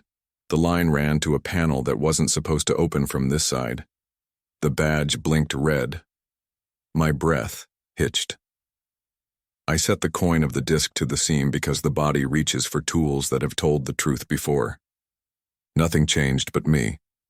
The hinge inside, the one I had felt when blood met metal, chose again. Smell layered, resin, fur, cold stone. At the edge, the chorus pressed closer and held, not speaking to me, speaking around me, the way a river speaks to banks that have not yet learned their own names. Right came through bone, low and sure. We found a seam the day's map didn't know. The badge thought, then agreed. A narrow passage cut behind the bay toward the inner wall of Nine's world. One more panel, one more breath, one more decision. The hatch hissed. A gap opened big enough for a person who had already decided who they were. Heat spilled into the narrow like a story I'd always known. Amber found me, steady as a vow. Down, not a push, a placement. Nora dropped to a knee and slid a net gun from its hidden cradle, set it on the floor with the safety off for some future we refused. She pressed the coil knife into my hand. Her eyes measured 1,000 outcomes and let most of them die. The line between us pulled taut enough to sing. I set my palm to the seam where wall had pretended to be door and let him see the fear I had no intention of obeying. He stepped once, not at me, toward air that wasn't made here. The alarms above us changed key. The gate in the east lane began its patient descent toward a future where doors are always for keeping. Marcus's voice cut through the mess with the authority of someone who has saved more lives than memos ever will. Run in the language of switches opening. We moved. A service catwalk took us over the staging bay, shadow slipping above bright. Nets flared beneath like mistakes learning to happen. A dart smacked concrete and died. Nora skated the railing and kept going. Ronan was mass and quiet. My breath held a count like a rope. The catwalk spit us into a maintenance shaft. The ladder didn't want courage. We taught it. We dropped back into the lower run where water tried to pretend it was the only thing that had ever belonged here. Pipes rattled their disapproval of change. Boots upstairs lost rhythm. Left, said the brush of presence, patient as old trees in snow. We took left. The corridor turned and fed us a door with a badge plate that looked like it had never worked. The card in my fist became a key because Marcus believed and because belief sometimes bullies machines. The lock listened. We stepped into a culvert that had forgotten it was meant for rain only. The air that met us held city in it, yes, oil, wet concrete, the soft sugar of a bakery going late. Under that, older notes sorted themselves. Pine, clean rock, the iron of water, under ice. Nisa lifted her head and held it high. The bind didn't break with a sound. It loosened like a ribbon under scar tissue deciding its job was done. Exit? Nora asked, eyes on the dark ahead. Follow the water, I answered, and didn't know if the map had been hers first or mine. We moved toward a spill of gray light. The culvert ended in a cage of rusted bars and a crosshatch of chain. Someone had replaced the padlock with a modern block 6 months ago, the kind of upgrade that satisfies reports. Nora slid the driver into the hasp and made it pretend. The lock didn't. She worked the bolt. It held. Ronan stepped forward, fingers on the links as if easing a cramp. Steel made a sound like breath leaving a body, and then remembered flexibility. He widened a gap without teaching the city our names. We went through sideways, into brush high with burrs and the peppery bite of crushed green. Above us, a slit of sky wore early evening like a promise. Sirens retold the story of below to anyone who wanted to listen. The chorus told a different one, close enough now that my molars hummed. I didn't catch words. I caught intention. Watch. Wait. Ready? Nora touched my sleeve. If we separate, she breathed. We won't. If we do, water. I nodded. The culvert's trickle ran to a drainage ditch. The ditch cut under a fence. The fence met a strip of woods that shouldn't have survived the city and still had. We followed that logic. Chain link gave under old ties. We rolled through and became part of shadows that knew what to do with people. A flashlight swung across the fence line back the way we'd come. Voices argued over protocol, over courage, over whose job it would be to write the report. A single dart zipped into brush 20 meters left of where we crouched and kissed a sapling into sleep. Nora gambled our breath on stillness. The light moved on with the attention span of fear pretending to be bravery. We ran bent for 100 yards and straight for 20. The ditch gave us a culvert's mouth on the other side, wide enough for a wolf, barely enough for 3 humans who refused to be human in the ways that got them caught. On the far side, the woods gathered, not large, not old, stubborn. We slid under alder limbs and let the city forget us. When the howl came, it didn't travel on air. It lived under bone. Nissa rose to it the way tide meets moon. The sound wasn't a request. It wasn't command. It was a naming of world. We are here. We are ready. We are yours. My own answer wasn't sound. It was a loosening inside, a door finishing a turn it had begun years ago when someone measured me for a mask and called it love. Shapes moved at the tree line without hurry. Eyes took us in. Green sparked, gold banked, one pair the dull red of an old scar healed wrong. The front 2 stepped forward. Not large, not ostentatious, efficient.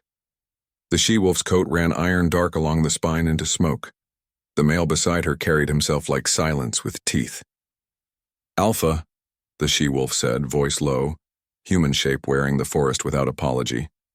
You're late. Traffic? Nora breathed, and the she-wolf's mouth tilted before she remembered the situation. Ronan moved up beside me but didn't touch. The line between us took the weight and didn't snap. Tamsin, he said, the word only shape in his mouth like a river saying stone. The male inclined his head a degree. Vale. Their sense hit like handwriting I already knew how to read. Recognition moved through the group without a ripple. A few noses lifted toward me. Not challenge, assessment. The way mountains look at weather. Luna? Tamsin asked, neutral as a ledger. Selene, I said, not marked. Yet, Vale murmured, indifferent to audience. Branches snapped somewhere near the fence line. A baton hit metal. Human voices tried to turn chaos into lines on paper and failed. Vane's tone cut through for a heartbeat and died when the woods absorbed it. We have minutes, Tamsin said, not more. Then we move, Ronan answered. Nissa pressed forward against my ribs like a tide meeting shore. The pack's mind link tugged at the edges of me, steady, inviting only what could be carried. I didn't hear their words, not as words. I felt direction smooth underfoot, felt distance rearrange itself so that the worst ground came first while our legs were fresh. Felt watchfulness settle around us like a cloak. Nora kept pace left of me, eyes thinking 5 steps ahead. You sure? She mouthed. I'm done being kept quiet. I mouthed back. We dropped deeper into the stand, then traversed the back of an industrial lot where pallets died under rain and the ghosts of forklifts tried to haunt steel. Sirens lost interest. Dogs didn't come because smart men had learned not to throw dogs at things their manuals didn't account for. The city's breath evened. The pack's breath found us and matched. We crossed a narrow road between pools of shadow. A car rolled past full of people who still believed in night as a single thing. Tamsin gave a small hand sign. We scattered and reformed in a motion that would have looked like smoke if anyone had been foolish enough to look straight at it. Vale checked the rear without turning his head. Something like approval brushed the pack through no one's voice in particular. At the edge of a rail cut, the ground dropped away. A trickle of water sang to itself. Farbank, oak, and pine took the air back from city hands. The crossing wasn't wide. It was messy. Rock slick with lichen made small treacheries of each step. Nora went first because balance is a kind of courage. I followed because the only way out was through. Ronan brought up the side with a steadiness that didn't need proof. Halfway over, a horn sounded back toward the facility. Wrong note, hard edge. Electricity somewhere did a thing it wasn't meant to. The hair on my arms lifted. Tamsin didn't speed up. She narrowed, focused. Let the sound pass through her like wind through needles. On the far bank, the world smelled different. Less concrete, more old stories. The line inside me tightened into something that didn't ache. Nissa stretched in a body still human and was not disappointed by the limitation. The bind didn't tear. It released another inch and waited for my hands on it rather than someone else's. We climbed a low ridge. The city fell a shade lower behind it, At the crest, Tamsin raised her palm, and the pack stopped, without becoming still. Vale listened to ground the way some men listen to weather. He nodded once. "This is where we break sign," Tamsin said. We scatter to prearranged points. 3 move with us. Others peel and clean. Anyone who wants to follow will meet questions they cannot answer. Nora looked at me. "This is the part where I go the wrong way on purpose. You can still—" "I can't run with wolves," she said, not cruel. Honest. The way a person acknowledges gravity. "I can foul a trail. I can misdirect a board. I can build a hallway in a place where a door wants to be." I wanted to argue. I wanted to be selfish about having her at my shoulder. I wanted a lot of things that the ground didn't care about.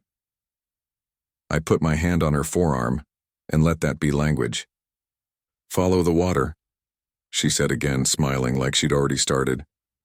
Tamsin lifted her chin toward a narrow deer path that wouldn't be deer for long. 2 with us, Selene between. Ronan said nothing. He didn't need to. His attention laid itself around me the way a circle draws itself without lifting from the page. We moved. Trees learned the measure of our stride. The rail cut folded behind us. Night thickened into something that didn't want translation. The city kept pretending it hadn't lost a piece of itself to the dark. At the edge of the stand, a strip of field opened under a sky the color of new steel. Stars pushed through where they could. A wind shifted across the grass with the same patience that had lived in every good decision we'd made today. The pack spread and then drew back together like breath. The thought came without push. Soon. I didn't answer with sound. I let the word settle into the place where my ribs had made room. A promise.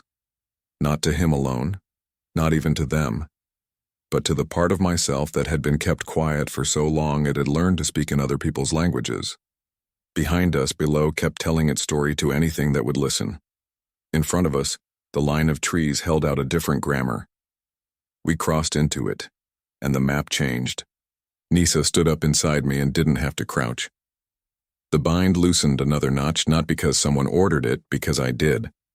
The thread between us went from rope to bridge to something that didn't need a name. We didn't run hard. We ran right. The course shifted to the edges, not to drown me, but to make room. And when the ground told us we could stop, we didn't stop because we were out. We stopped because stopping there belonged to us. We stood in a pocket of night where the world fit. Tamsin counted without counting.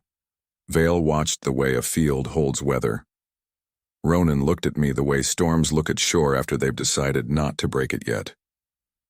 Tomorrow, I breathed, low as a nod. Tomorrow could mean a lot of things. The bind. The mark. The work of making a pack that included a woman who had been raised in walls and chose not to die there. It meant all of them. Ronan's attention answered in the language that has no words and doesn't need any. Soon, agreed the dark, the trees, the drum at the center of my chest. I turned my face toward the wind that smelled like home, and didn't bruise myself for how much I believed it. Behind us, the city pulled its lights closer. Ahead, the forest let the night be what it was. We moved again, not to escape any more, but to arrive.